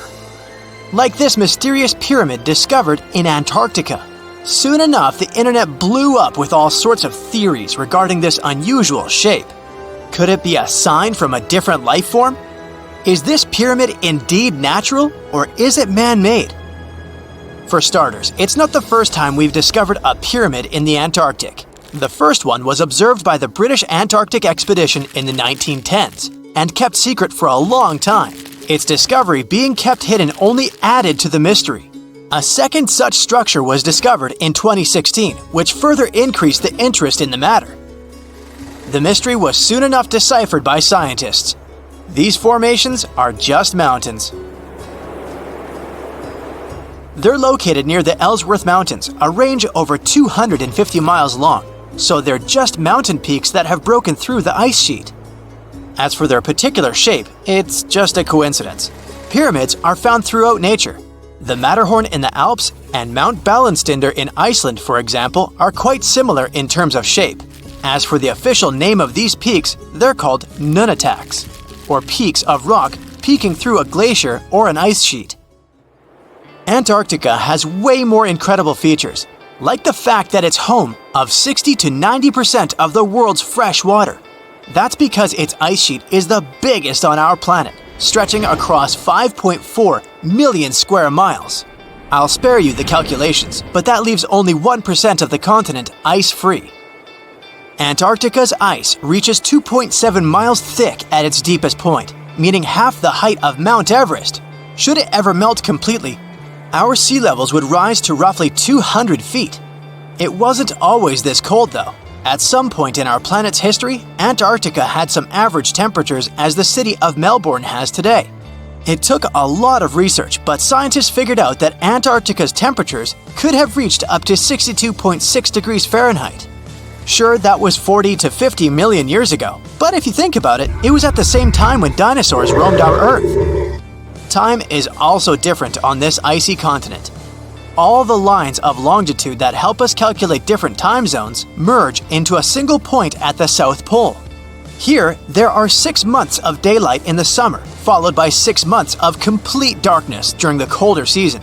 So, scientists working here stay, on average, in the same time zone they've come from.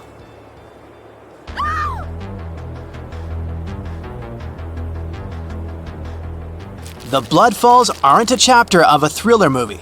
They are merely a series of waterfalls located in one of the driest regions of Antarctica. They emerge from an underground lake filled with a special type of bacteria. These little organisms use sulfates as fuel instead of sugars, which makes them very intriguing for scientists. The water contained in this lake is so full of iron that it basically just rusts when it meets air. So, the reddish color of the waterfall also gives it its trademark name. The megalodon was the largest predator ever known in our planet's history. In terms of its location, the megalodon lived practically in all waters on our globe, except near the poles. The reason why there are no megalodon teeth found in Antarctica is probably because the gigantic creature was adapted to only warm tropical and subtropical waters. If you plan to visit Antarctica by boat someday, just know you might not get there on a non-metallic boat. The hull of your transportation device must be made of either steel or aluminum to withstand the harsh weather conditions here. Antarctica isn't home to a lot of bugs. In fact, there is only one true species of insect that calls this place home. It's a wingless midge called Belgica antarctica. This fly is so tiny that it only reaches 0.08 to 0.23 inches long, but it's still the Antarctic's largest terrestrial animal. A lot of Antarctic fish also come with an antifreeze substance in their blood. They don't necessarily need it for protection against the cold temperature, but mostly against touching ice. These antifreezes are made up of large glycoprotein molecules. They surround any small ice crystals that may form, making sure they don't spread through the animal's tissues, which could cause a lot of damage. They also create a sort of small pillow blocking the sharp ice crystals, so they're less likely to cause any pain. It also doesn't rain a lot here on this icy continent, but one amazing meteorological quirk of Antarctica is that it's full of diamond dust. This dust is basically small ice crystals that pop out of humid air close to the Earth's surface. Think of it like an icy fog. As they flow through the air and get touched by sunlight, they begin to sparkle, making visitors here feel like they're surrounded by diamonds. It's probably the last place you'd want to go into labor, but in 1978, the first person was born here ever. Emil Marco Palma was its name, and ever since, 10 other people have been born here in Antarctica. There's a lake on this icy continent that is so full of salt, it makes it impossible for it to freeze over, even if temperatures can go as low as 5 degrees Fahrenheit. That's because pure water freezes at 32 degrees Fahrenheit. Water that has salt in it, or any other substance for that matter, will freeze, but at a way lower temperature. That lower temperature is adjustable depending on the substance itself and the amount that has been placed into the water. Antarctica was the last official continent to be discovered. It remained completely unseen until the 1820s. But it took another 20 years to confirm it was actually a continent and not just a group of icy islands. Just because it's really cold here doesn't mean you can't go on a date here. One December night, an American scientist that was posted in Antarctica logged into a dating app simply out of curiosity. He was certain no other profiles would show up, but to his surprise, he found someone soon enough. Another researcher who was stationed just 45 minutes away, by helicopter of course. They eventually got together and went on the first date in Antarctica ever recorded. Apart from ice, this continent has something else way more abundantly than any other piece of land on Earth: meteorites. If we look at the research done by scientists, meteorites have equal chances of reaching any place on our planet. However, once they go through our atmosphere, the situation is a bit more complex. That's because different climates on our planet, like the humid ones found near the jungle, have a lot of moisture and oxygen, which will corrode most meteorites. The climate in Antarctica is really dry, so the possibility of meteorites corroding is little to none. More so, it's way easier to spot these rocks on the icy white surface of this area than in any other place on Earth. If you're not scared of the cold, you'll surely freak out when you hear about the winds here. That's because Antarctica is for the most part the windiest place on Earth. Wind speeds have been reported here to reach even 200 miles per hour. Imagine working 7 days a week on a large-scale construction site. You, along with thousands of others, carry millions of stone blocks and put them on top of each other according to a complex system. You work without modern construction equipment. You have no air conditioning or constant access to water. It's so hot outside that you can fry eggs on the road. You've been building the pyramid for decades, and now, when it's finally done, you enjoy the result of the colossal work of thousands of people. You're looking at a giant cultural monument of global value that will freeze in time and amaze people for tens of thousands of years. A few thousand years have passed. People in the 21st century see the pyramids and are like, wow, I can't believe humans have built this. Yeah, the people who built the pyramids wouldn't have appreciated such a theory. But actually, there are reasons to believe that people built it using some fantastic technology. From the outside, it seems the Great Pyramids are just big triangles of stone. People just put some heavy blocks on top of each other, and that's it. In fact, the design seems too perfect to be true. The pyramid consists of more than 2 million blocks. They lay so close to each other and are so even that you couldn't squeeze even a thin sheet of paper between them. Scientists still can't figure out the exact technology for building the Egyptian pyramids. One of the biggest and most famous is the Great Pyramid of Giza. This huge construction, well known all over the world, has one big secret. There should be a capstone on top of the pyramid. It's a triangular-shaped stone block, a small pyramid on top of a huge one. It's also called a pyramidion. The builders of ancient Egypt made it out of granite and limestone and covered it with gold. No records or old drawings prove that there was a pyramidion at the top of the Great Pyramid of Giza.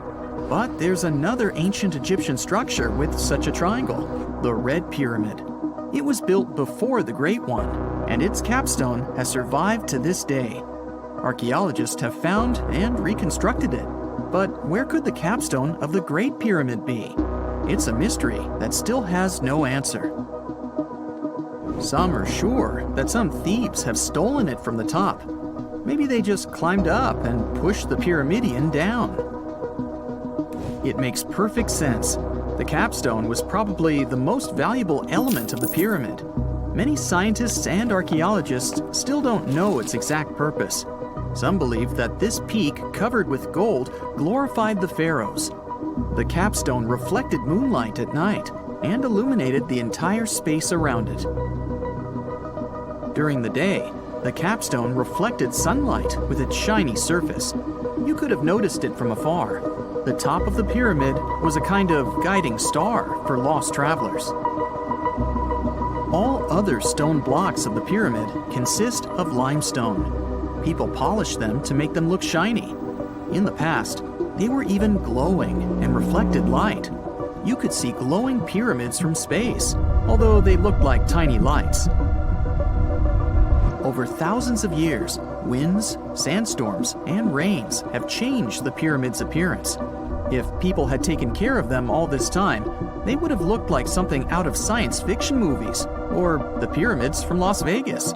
But unfortunately, we will never see their original appearance.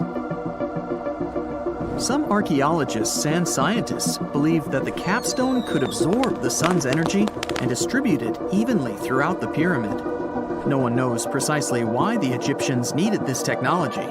There's a theory the pyramids are ancient energy systems. The pharaohs applied this energy to use some unique technologies that were more advanced than all the achievements of the 21st century. And the triangular shape of the pyramids was ideal for boosting this electromagnetic energy. In theory, solar radiation, or electromagnetic forces, accumulated at the top of the pyramid, filled the inner rooms, and then went down the walls to the base. Any surface distortion could prevent the flow from spreading, so they had to create a perfectly smooth surface. That's why they installed the blocks so that nobody could squeeze a needle or razor blade between them. Many people believe in this theory because they built the pyramids from limestone. This material can hold energy inside itself. In the inner part, they created granite deposits to cause air ionization, that is, to create an electric charge. They also dug channels under the pyramid for water to transmit electricity. And at the top, they put a gold capstone, the best conductor of electricity. So, this is how you get a great power generator. Different cultures used similar technologies to create electricity all over the world. But these are all theories. If it had been working, humanity would have used these technologies today. There are mentions of the metal industry, chemistry, engineering, physics, mathematics, and astronomy in some ancient records. Most scientists don't believe in all these things. We know the detailed stages of the technology's development in different cultures. In the 21st century, scientists, historians, and anthropologists can track the evolution of all modern devices. If people had created some technological inventions in ancient times, the history of the world would have looked different. Perhaps all the achievements of antiquity could have been wiped off the face of the earth by global cataclysms. And it can happen to us. Just imagine how people would dig up a laptop in 5,000 years. Perhaps they wouldn't understand what kind of device it is. Another Egyptian wonder surrounded by mystery is the statue of the Sphinx. The Egyptians carved it out of a single massive piece of limestone about 4.5 thousand years ago. But scientists still don't know the exact date of its construction or who built it. People painted the Sphinx in different colors, so it looked much brighter and more vivid in the distant past. It was shining just like the Great Pyramids. Anyway, time hasn't only changed its appearance, but its name too. Initially, the Egyptians called it Hor-Mekhet. The Greeks renamed it the Sphinx about a few hundred years after it had been built. The Sphinx emphasized the greatness of the rulers of Egypt. It also performed a symbolic function of a watchdog guarding the tomb of the pharaoh and the paths leading to it. This version sounds realistic, since archaeologists have discovered many secret entrances at the foot of the Sphinx. Perhaps these rooms and intricate tunnels lead to underground halls with treasures. And treasures don't always mean gold and jewelry. According to legends and theories, the Sphinx guards the Hall of Records, the storage of all humankind's knowledge. The information about the ancient mythical state of Atlantis could be there. You can find many detailed maps of the internal dungeons of the Sphinx on the internet. They show structures 12 stories deep under the statue. It looks like a small city filled with gold, scrolls of knowledge, and various ancient artifacts. But don't believe all these maps. These are just theories. Several thousand years have passed, but people have very little information about it. Archaeologists know that there are still many strange and exciting things about the Sphinx that are still undiscovered. Some locals are afraid to research because they believe they can awaken something terrible from the underground depths. Therefore, it's mostly scientists from other countries who conduct the excavations.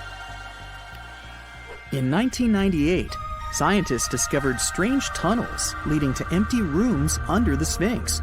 They realized that some people tried to get there through tunnels in the past, and maybe those people took all the treasures that were there.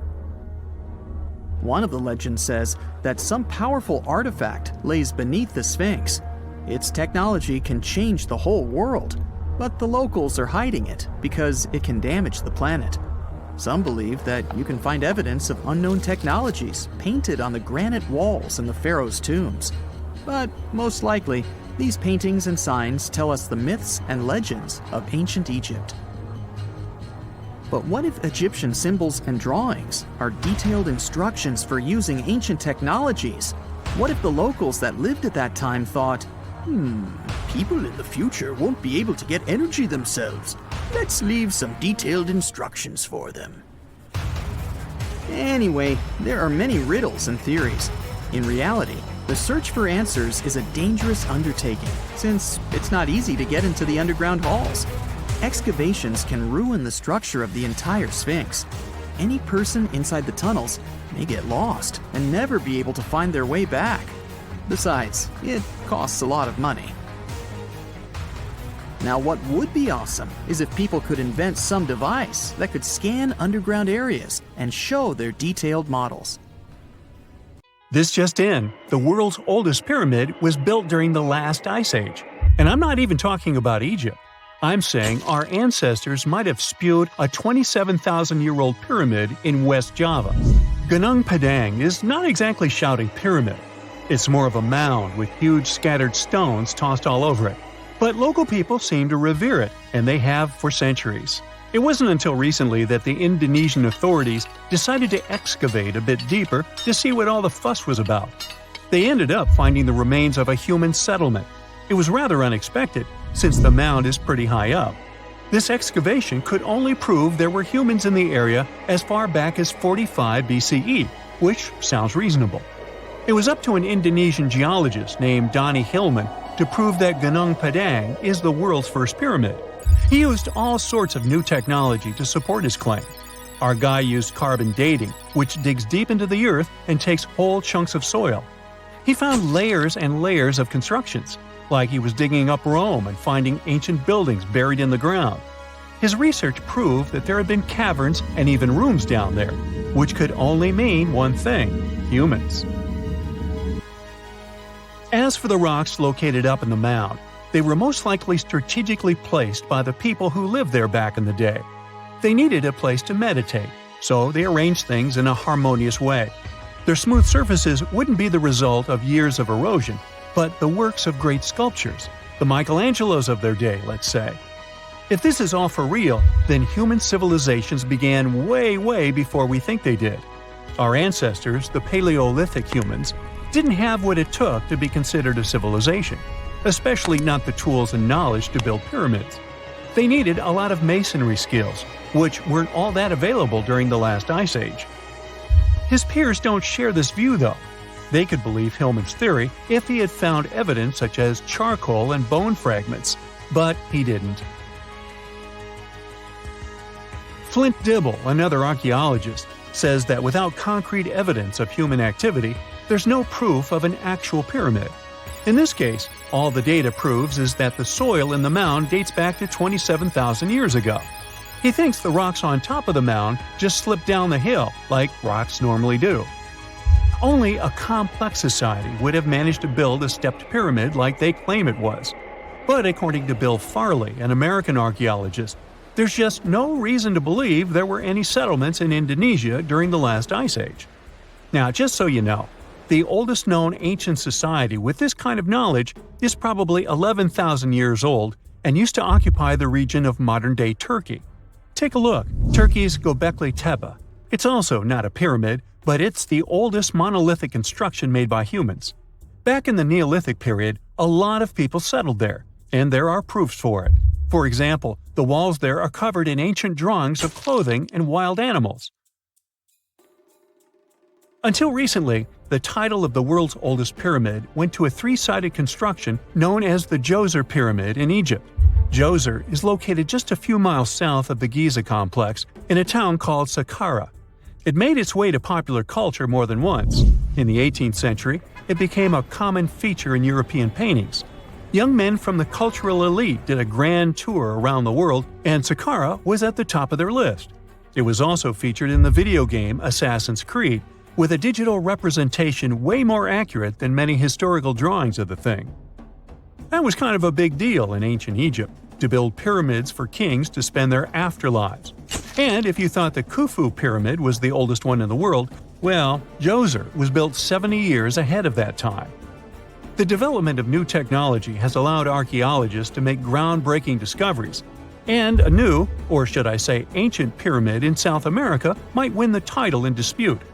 It turns out that pyramids were also pretty fashionable in the Americas in the old days. Among them are the iconic pyramids of Guatemala's Tikal temple complex, the same ones that appeared in Star Wars No. 4. But to find the oldest pyramid in the Americas, one would have to travel to Peru. Deep in the Peruvian desert, archaeologists stumbled upon a sprawling ancient metropolis known as Caral. At first, researchers believed that the settlement was pretty recent, since the site was way too complex for ancient technology to handle it. As we said, Caral is a desert town, like Las Vegas, but without all the hoopla. This means no easy access to water. And for cities like these to thrive, they need a considerable irrigation system, which leads us back to complex technologies. The Peruvians surprised us all with this new discovery. This site was huge, filled with an amphitheater, houses, and religious buildings. The whole thing probably sprawled through 370 acres. And when scientists went to test their initial hypothesis using radiocarbon dating, they found that the city probably sprung around 2027 BCE.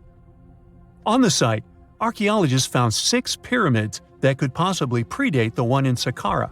As far as they know, both civilizations coexisted in the same time period, in opposite parts of the world.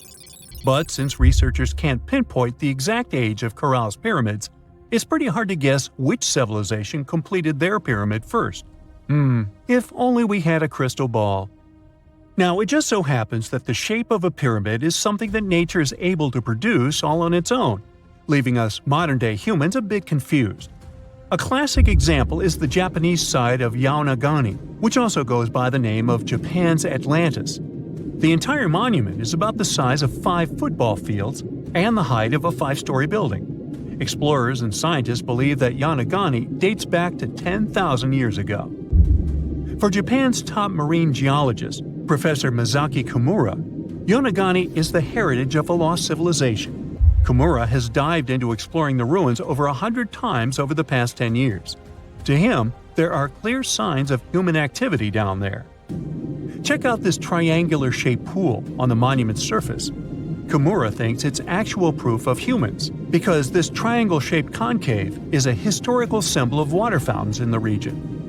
As it happens with a lot of these cases, not all scientists are convinced the same. For many, Yaonagani is probably the result of thousands of years of erosion, and the fact that the monument is composed of one massive rock leads them to believe it is not really human-made. Sure, these huge basalt columns may look like the ruins of a palace, but they're most likely the result of the intense volcanic activity in the region. And speaking of natural formations that really look like a human made it, a pyramid on Mars has been a hot topic lately. Humans have been keenly trying to prove that there is life on Mars for quite some time. But some are stretching it really far, saying that little green or gray people built a pyramid on the planet to try and build their own civilization. This picture was taken over a decade ago by the Mars Reconnaissance Orbiter, the MRO, but it started to resurface recently. It shows what looks like a 3-sided pyramid. Some people claim that the smooth side of the pyramid could only be the effect of otherworldly work. Then science comes along and explains that Mars is home to one of the deepest canyon systems in the whole solar system. The so-called pyramid is located in what is known as the Kandor-Chasma region. This Martian region has a bunch of similar formations that are nothing more than the result of erosion. Nothing supernatural going on there, apparently. In 1850, French scientist Auguste Mariette went to Egypt looking for manuscripts, but accidentally found a head of a sphinx sticking out of the dunes. He cleared the sand and figured out the Sphinx was guiding the entrance to some underground construction.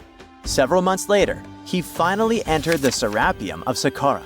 Inside, he found an enormous granite sarcophagi with remnants of 64 bulls. Scientists are still amazed by the tech that the ancient Egyptians used to transport those enormous boxes. The serapium was built around the year 3000 before the Common Era. It was an underground tomb built to honor the sacred Apis bulls of ancient Egypt. It had a long hallway, almost 500 feet long, with giant stone rooms on both sides.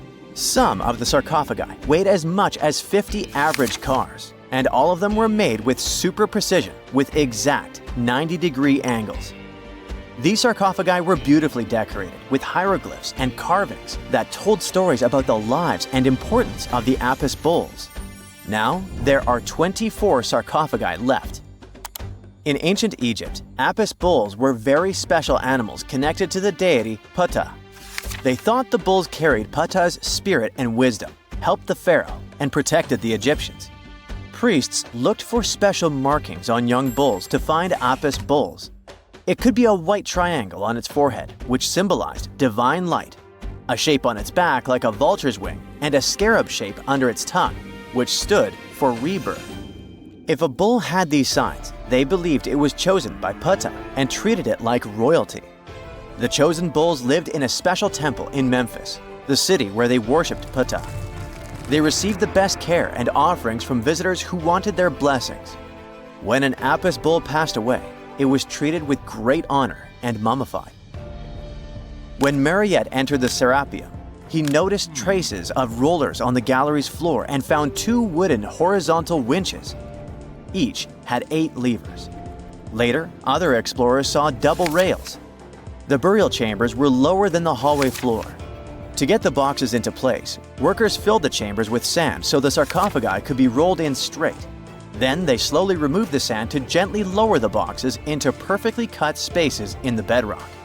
A carved stone sign found in the serapium said it took 28 days to move just one sarcophagus and its lid into its spot during the time of Ptolemy II. The extreme precision of the sarcophagi with 90-degree angles also has an explanation. Ancient Egyptians wrote texts, or rather, papyrus, on geometry a long time ago. It shows that they knew the approximate number pi and could calculate the volume of a pyramid with its top cut off. If they could figure out complicated math like that back then, it makes sense that they could also carve perfectly flat surfaces 500 years later. All this sounds pretty legit, but some people think certain things don't add up here. The size of boxes is way larger than the size of bulls, yet they buried pharaohs in tiny coffins that barely fit their bodies. The sarcophagi are made out of granite with crazy precision, and they could have just used limestone, which would have made things way easier. The transportation of the boxes seems pretty simple, but only in theory. If one person could pull about 440 pounds, then at least 250 people would be needed to pull just one box. The tunnels in the serapium are really narrow, only about 2 feet wider than the boxes themselves. There's no way hundreds of people could have squeezed into those tight spaces to pull the boxes. And even if they did, how would they turn the box in the cramped corridor, lower it into its niche, and place it perfectly in the middle? Somehow they did this 24 times, and every box is centered perfectly. Plus, the chambers were dusty, and there were no signs of soot from lamps. This means they must have worked in almost complete darkness. The real use of the boxes could also be different. A long time ago, even before the Egyptian pharaohs ruled, the local people already knew how to use fermentation. It happens when tiny organisms called yeast eat certain ingredients like starch and turn them into gas and ethanol. So someone in ancient Egypt probably put food like barley, bread, and even meat inside a giant stone box, then closed it tight with a heavy lid. These stone boxes, carved from granite, were so precisely made that they were almost completely sealed, so nothing could escape from it. As the yeast inside the box started working, it created more and more CO2 gas. It built up pressure inside the box. The granite boxes were incredibly strong. They could handle more pressure than a car tire can hold. When granite was squeezed under such pressure, its crystals produced a tiny electric charge. This effect was possible because granite contains quartz, a material that reacts to pressure this way. The process also needed meat or animal parts, possibly to help the yeast grow better. Meat contains something called oleic acid, which yeast needs to keep growing and to survive the bad effects of the ethanol it produces. As the pressure inside the box kept growing, the combination of gases and electricity made these boxes not just ancient fridges, but powerful energy systems. Over time, the pressure inside got so strong that it could push the lid open and the gas would escape with a pop. But when people rediscovered the serapium in 1850, they found old drawings that showed piles of stones stacked on top of some of the box lids. So, someone long ago probably tried to make the lids even heavier by adding extra weight to make it harder for the gas pressure to push them open. This extra weight also meant the quartz crystals in the granite could keep creating more electricity under all that pressure. If someone opened one of these stone boxes thousands of years later, they would only find bones from bulls that were placed in the box. And that's exactly what Mariette discovered in the 1850s. They opened the serapium for visitors soon after the first excavations in the second half of the 19th century. Prince of Wales even had a luncheon with his guests in one of the sarcophagi.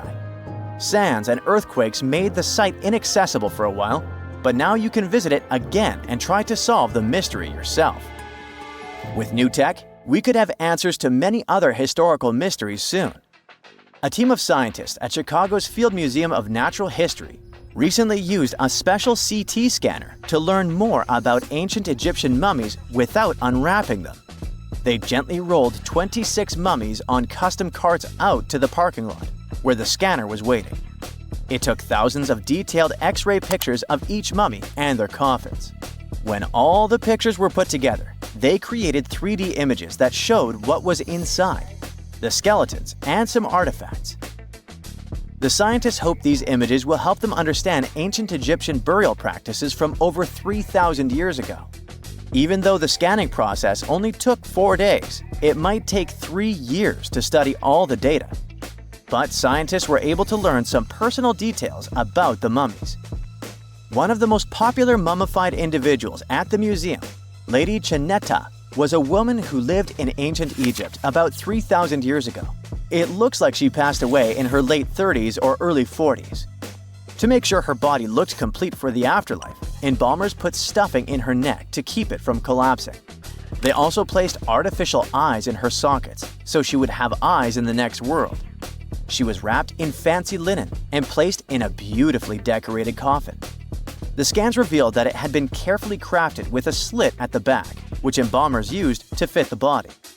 There were also some artistic details on the surface, like markings for her knees. It looks like her burial was on the scale of a high-end luxury car. We know that the ancient Egyptians were talented enough to build something as grand as the pyramids, but were they also smart enough to measure the speed of light? There's a theory circulating online that says exactly that. If you look at these two numbers, you'll see that they match completely. The first one is the speed of light in a vacuum measured in meters, and the second one is the latitude of the Great Pyramid of Giza. So, was it done on purpose, or is it just a coincidence? Well, happily, we can tell you that it's actually just a coincidence, not another conspiracy thingy. The Great Pyramid is just one of the many places in the world that share the same latitude. And more importantly, even if the ancient Egyptians had somehow measured the speed of light and chosen to keep it a secret from the rest of the world, they wouldn't have used meters to put it down. Meters were only defined at the end of the 18th century. The builders of the pyramids used a different unit of measure called cubits. 1 cubit is equal to 1.5 feet. Cubit was based on the length of the arm from the elbow to the tip of the middle finger, and it became popular in the ancient world. So if they wanted to impress the rest of the world and set the pyramids at a point that matched the speed of light in cubits, they would have to build their iconic constructions somewhere in Europe. And then the Danish astronomer who first measured the speed of light in 1676 would have been really upset to know that someone had done it centuries before him. So although they were ahead of their time in many aspects, the ancient Egyptians never measured the speed of light or used longitude and latitude to map their locations. The base of the Great Pyramid of Giza might seem like a perfect square, but it's actually an 8-sided structure, not 4-sided. Each of its 4 sides has a subtle concave indentation that splits it evenly from base to tip. The official version is that a British pilot was the first to notice it in 1940 while flying over the pyramid. He took a photograph that showed shadows highlighting these indentations. Some people think these lines are only visible from above and can best be seen at dawn and dusk during the spring and autumn equinoxes. This has led to a freaky theory that the ancient Egyptians might have designed the pyramids to communicate with something looking at them from above. Now, the Great Pyramid is one of only 3 pyramids that used to have a swivel door. It weighed around 20 tons, but they could still easily open it from the inside. Its precise fit made it nearly invisible from the outside, with no visible latch or handle. There were only slight variations in the exterior stone that gave out an opening. The other two pyramids with similar doors belonged to Khufu's father and grandfather. The Great Pyramid also has a hidden void at least 100 feet long that was only found in 2017. We still don't know what lies within the space, what purpose it served, or if it is the only space of its kind. Researchers used the same tech to see through cathedral walls, Mayan pyramids, and even volcanoes. It depends on a natural shower of subatomic particles called muons. They pass more easily through empty space than through solid materials. So if they arrange multiple muon detectors around a structure, scientists can map out its solid and empty areas.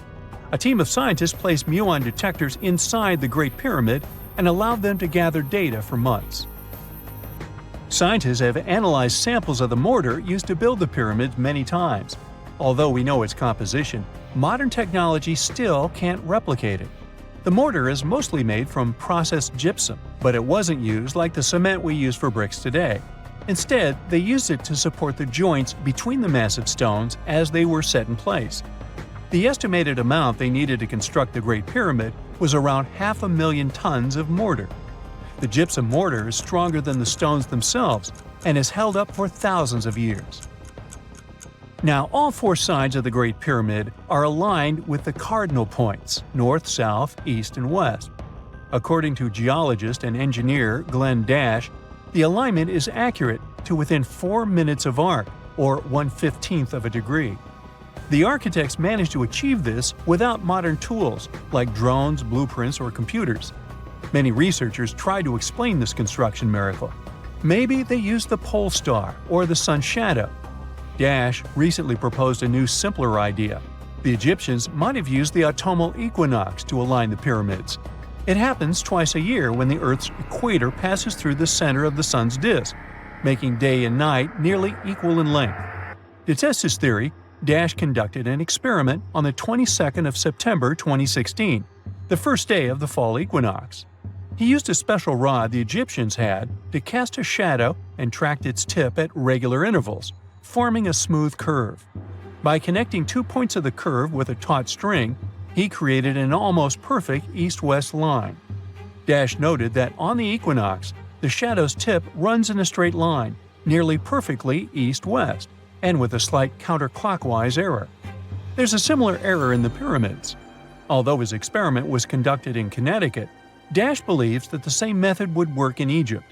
All the ancient Egyptians needed was a clear, sunny day. They could determine the fall equinox by counting 91 days from the summer solstice. But they left us few clues, and no engineering documents or architectural plans have been found that explain their methods. So they might have mapped shadows, but it's not definite. Now, scientists have long wondered how heavy stone blocks were carried to the pyramid sites, and they might finally have an answer. A research team from the University of North Carolina, Wilmington, has discovered that 31 pyramids are likely to have been built along a long-lost ancient branch of the River Nile. It's now hidden under desert and farmland. For many years, archaeologists have thought that ancient Egyptians must have used a nearby waterway to transport materials, equipment, people, and whatever else they needed to build the pyramids on the river. But up until now, they weren't certain of the location, shape, size, or proximity of this waterway to the site of the pyramids. The group of researchers used radar satellite imagery, historical maps, geophysical surveys, and sediment coring to map the river branch. They believe it was buried by a major drought and sandstorms thousands of years ago. The team managed to go below the sand surface and get images of some hidden features thanks to radar technology. They found hidden rivers and ancient structures running at the foothills of where most of the ancient Egyptian pyramids lie. The discovery of this extinct river branch helps explain the high pyramid density between Giza and Licht, in what is now an inhospitable area of the Sahara Desert. Now, Egypt isn't the only country with the most pyramids in the world. The champion's title here goes to its southern neighbor, Sudan. It has between 200 and 255 pyramids, compared to Egypt's measly 138. They were built by members of the Kingdom of Kush, an ancient civilization that ruled the lands along the Nile River many years ago. They started erecting pyramids around 500 years after the Egyptians had stopped doing it. Their pyramids are much smaller than the Egyptian ones, but were built for the same purposes. Archaeologists are still working to find out how the pyramids in the Sudan were built, how long it took to complete them, and what happened to their society. 2 centuries ago, a 31-year-old Frenchman stormed into his brother's office in Paris. He had only one thing to share. "I've got it!" The man was so excited that he immediately collapsed. He spent the next 5 days in bed recovering his health. Who was this mysterious person, and why was he so thrilled? Jean-François Champollion made one of the greatest scientific breakthroughs in human history. He had cracked the code of Egyptian hieroglyphs. This enabled scientists to finally unravel the secrets of this ancient civilization. They weren't able to read hieroglyphs for nearly 2,000 years. After the Romans took over Egypt, the intricate writing system slowly faded away from people's minds. The last of the hieroglyphic texts date back to the 4th century. For thousands of years, Egyptians used images to show their lives. But the knowledge of how to read these pictures was lost to modern science. The story of hieroglyphs began in 3250 before current era. That's when ancient Egyptians developed writing. Their motivation was to better organize the distribution and storage of goods. One of the earliest examples is a ceramic jar that had an inscription in black ink. There were 2 major writing systems. The first were the hieroglyphs, which literally means sacred carving. Egyptians carved hieroglyphs in stone on temples, tombs, and similar monuments for 3,000 years. They present a system of pictorial texts. A pictograph is a picture or a drawing that stands for an idea of a word. It's a precursor to the true writing as we have it today. For example, when Egyptians wanted to write ibis, they would draw a small image of the bird. Hieroglyphs can be found on walls. They were a formal way of writing. The other writing system was hieratic. Egyptians mostly used it when writing on papyrus. That's an early, thicker form of the paper we have today. It soon evolved into demotic. This improved version became the most common writing systems in ancient Egypt. Then, in the early 4th century BCE, Alexander the Great took control of Egypt. This was the time when the Greek Ptolemaic dynasty ruled the country. You've probably heard of the last ruler of this dynasty, Cleopatra. During her time, Egyptian Demotic and Greek were used side by side. The two started mixing, and by the year 100, a new language emerged, Coptic. It slowly replaced the ancient writing system. Only Egyptian priests used hieroglyphs for the next couple of centuries, and then their meaning was lost to history. But not forever. Arabs were the first who tried to solve the mystery of the hieroglyphs. Medieval travelers came across these strange symbols and wanted to understand their meaning. They consulted speakers of Coptic and translated text from Greek and Latin into Arabic to break the code of the hieroglyphs. During the Renaissance, Europeans also became fascinated with the legacy of ancient Egypt. Scholars from the Old Continent believed that hieroglyphs were a group of symbols as opposed to a written language. This was all about to change in 1799.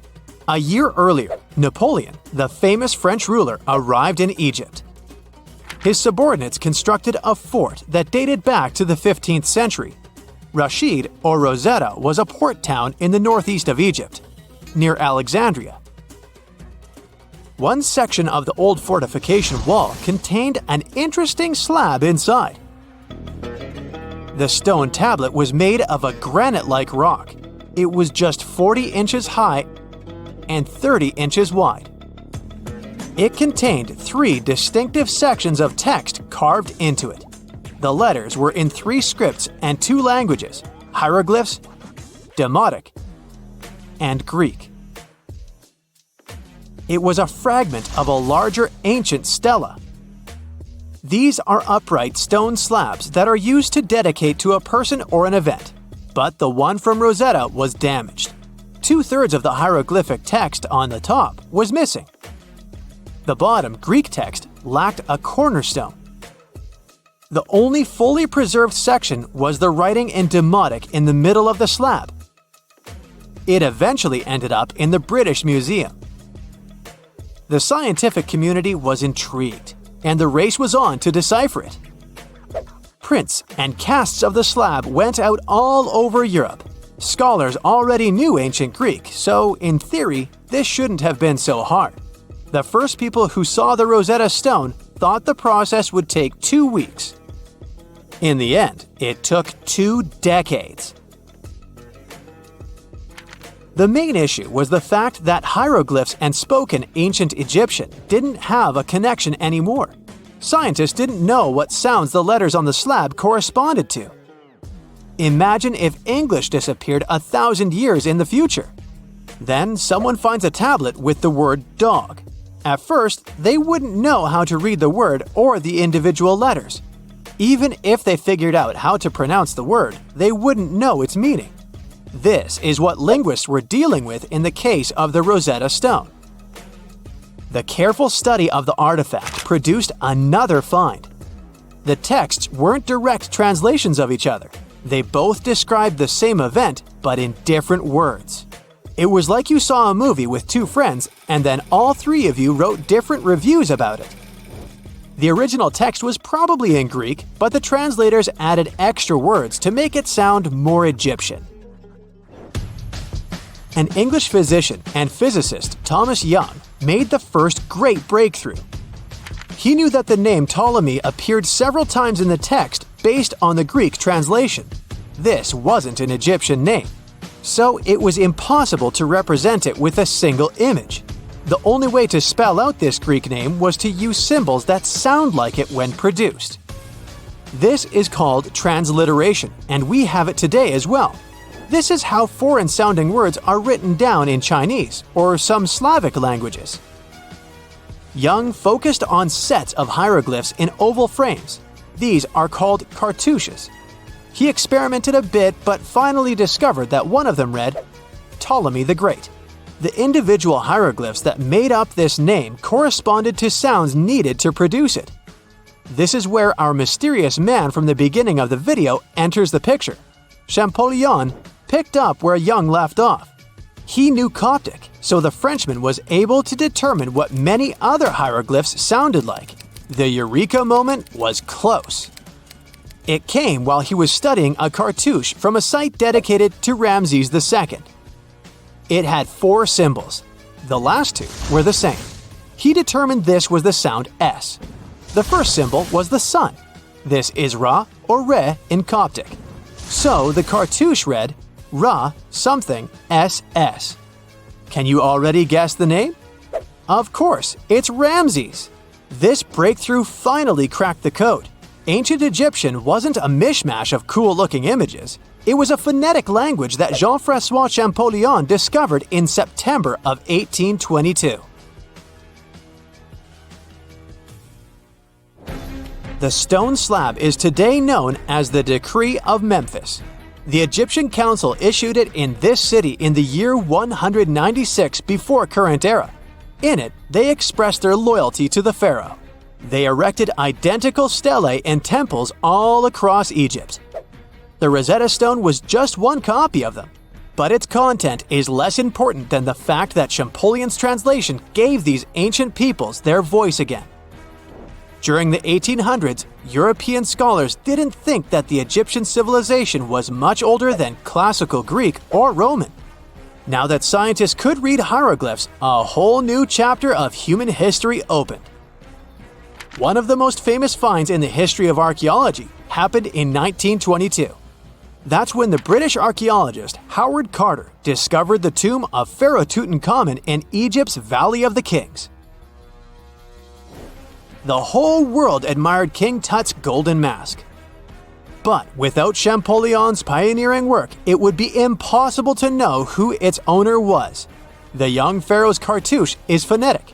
For instance, you pronounce the pictograph of a chick as the vowel U. The symbol for the key of life is an ankh, and there is a shepherd's crook in the end. It symbolizes the word ruler. If there's a question that still baffles archaeologists to this day, it's this one. How did the ancient Egyptians build those magnificent pyramids? As far as we know today, their resources were quite limited, especially in terms of tools and building materials. We still don't have a fully satisfying answer, but hey, we've got some pretty amazing theories worth considering. The leading contender among these theories involves the clever Egyptians employing a sneaky strategy. Now picture this. They constructed a slanted and curving mound made of bricks, earth, and sand encircling the pyramid to be. As the pyramid grew taller and taller, they simply increased the height and length of this wacky structure. It's like they were playing an ancient game of Jenga. Now, how did they get those massive stone blocks up there? Well, according to the legendary ancient Greek historian Herodotus, they used sleds, rollers, and levers. It sounds like they turned construction into a supersized game of tug-of-war. And guess what? Herodotus also claimed that the Great Pyramid, the one from Giza, the granddaddy of them all, took a whopping 20 years to build. There's more. Herodotus also dropped a mind-boggling number on us.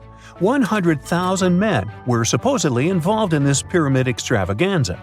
Did they hire the entire Egyptian population? Well, it might not be as far-fetched as it sounds. These men were probably mostly farmers, so they probably focused on the pyramids when there wasn't much work to be done in the fields. Like during the flood season of the Nile River.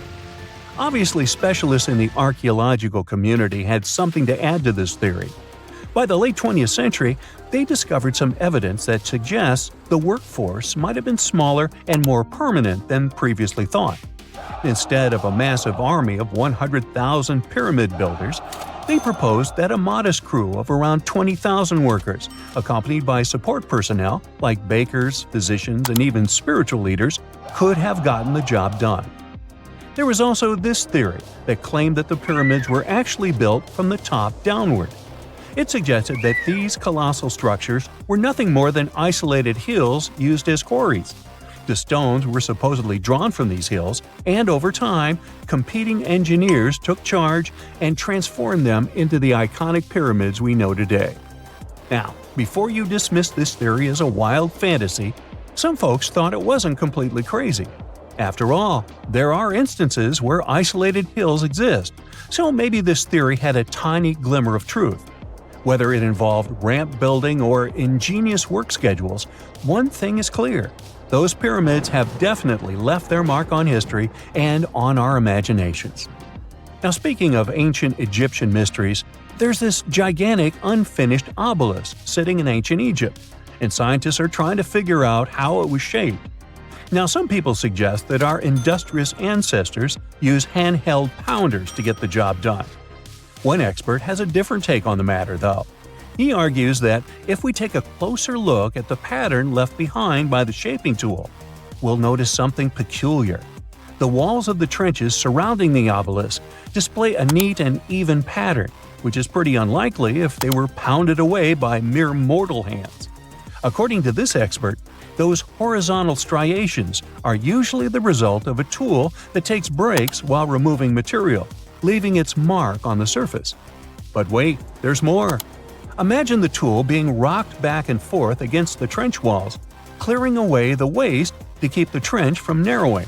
Well, in that case, the tool might have left some funky horizontal striations where it was pressed against the sidewall. This sounds like some fancy technology at play, don't you think? And guess what? The dynastic Egyptians probably didn't have access to that kind of know-how.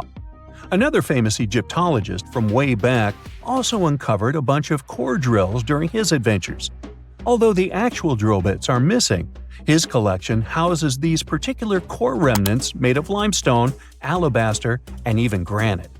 These constructions aren't the only amazing thing the ancient Egyptians left behind, though.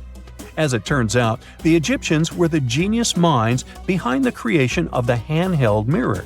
Yeah, that little mirror you use every day to check yourself out.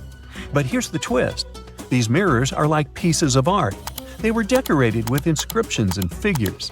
But that's not all. The Egyptians had a serious concern with their appearance. They knew the importance of personal hygiene and looking fabulous. So, in their quest for pearly whites, they invented toothbrushes and toothpaste. Dental problems were pretty common back then, and their smiles weren't exactly all white. Dentistry wasn't their strongest suit, you see. Maybe their minds were distracted by all that pyramid building. So that doesn't mean those ancient toothpaste recipes weren't amazing. One delightful concoction included rock salt, mint, dried iris petals, and pepper. Some brave dentists in the 21st century tried it out, and it worked pretty well. Ground-up ash was also used in another recipe to create a tooth cleansing paste. Mint was missing, so that didn't do much for their breath. That's when the genius Egyptians came up with the world's first breath mints. They made tablets from heated spices like cinnamon, and they mixed it with honey. Now, let's shift gears to home decor, Egyptian style. They surely took ornamentation to the next level. While the concept of decorating furniture started in Mesopotamia, the Egyptians cranked it up a notch. They went all out with different colors of ink and even developed various weights of paper. Oh, and let's not forget about those cute little area rugs we all have in our homes today. Guess who came up with the idea? Yep, the Egyptians. They used the versatile papyrus plant to make those cozy rugs. And speaking of trends, the Egyptians loved their knickknacks. They had an assortment of small figurines in the shapes of cats, dogs, and people. These statues were made from various materials, like simple sun-dried mud to the ultimate bling of gold. It all depended on how loaded you were. The Egyptians were also all about farming, and they knew that clean water was crucial for their crops and animals. That's why they came up with some nifty inventions and techniques to make sure their land was fertile and their plants were happy. First off, they had the genius idea of using ox-drawn plows. They had two types of plows, heavy and light. The heavy plow would strut its stuff, cutting deep furrows in the soil, while the lighter plow followed behind, fluffing up the earth. But they didn't stop there. After plowing, the Egyptians would break up clumps of soil and sow the rows with seeds. To give those seeds a good old squish into the furrows, they'd march their livestock across the field, effectively closing up the furrows. But hey, all that hard work would be pointless if their seeds were as dry as the Sahara. That's where irrigation comes into play. The Egyptians were so good at it that other cultures, like the Greeks and Romans, couldn't help but copy their techniques. Now let's switch gears and talk about the marvelous architecture of ancient Egypt. These folks weren't just skilled farmers, they were also architectural maestros. They built these fancy canals to carry water to farms and villages, and boy, did they know how to make those canals look pretty. Just imagine strolling along a canal lined with ornate structures. The pharaoh Ramesses the Great was quite the overachiever when it came to construction. One of his mind-blowing creations was the construction located at Abu Simbel. This building was designed so that twice a year, the sun would shine directly into it and illuminate the statues of Ramesses. And let's not forget about the corbelled arch. Without this architectural gem, we'd be missing out on some mind-boggling structures like the Great Pyramid. The Egyptians knew how to make things stand tall and proud, thanks to their engineering and construction wizardry. They built grand halls and inner sanctums that make your jaw drop.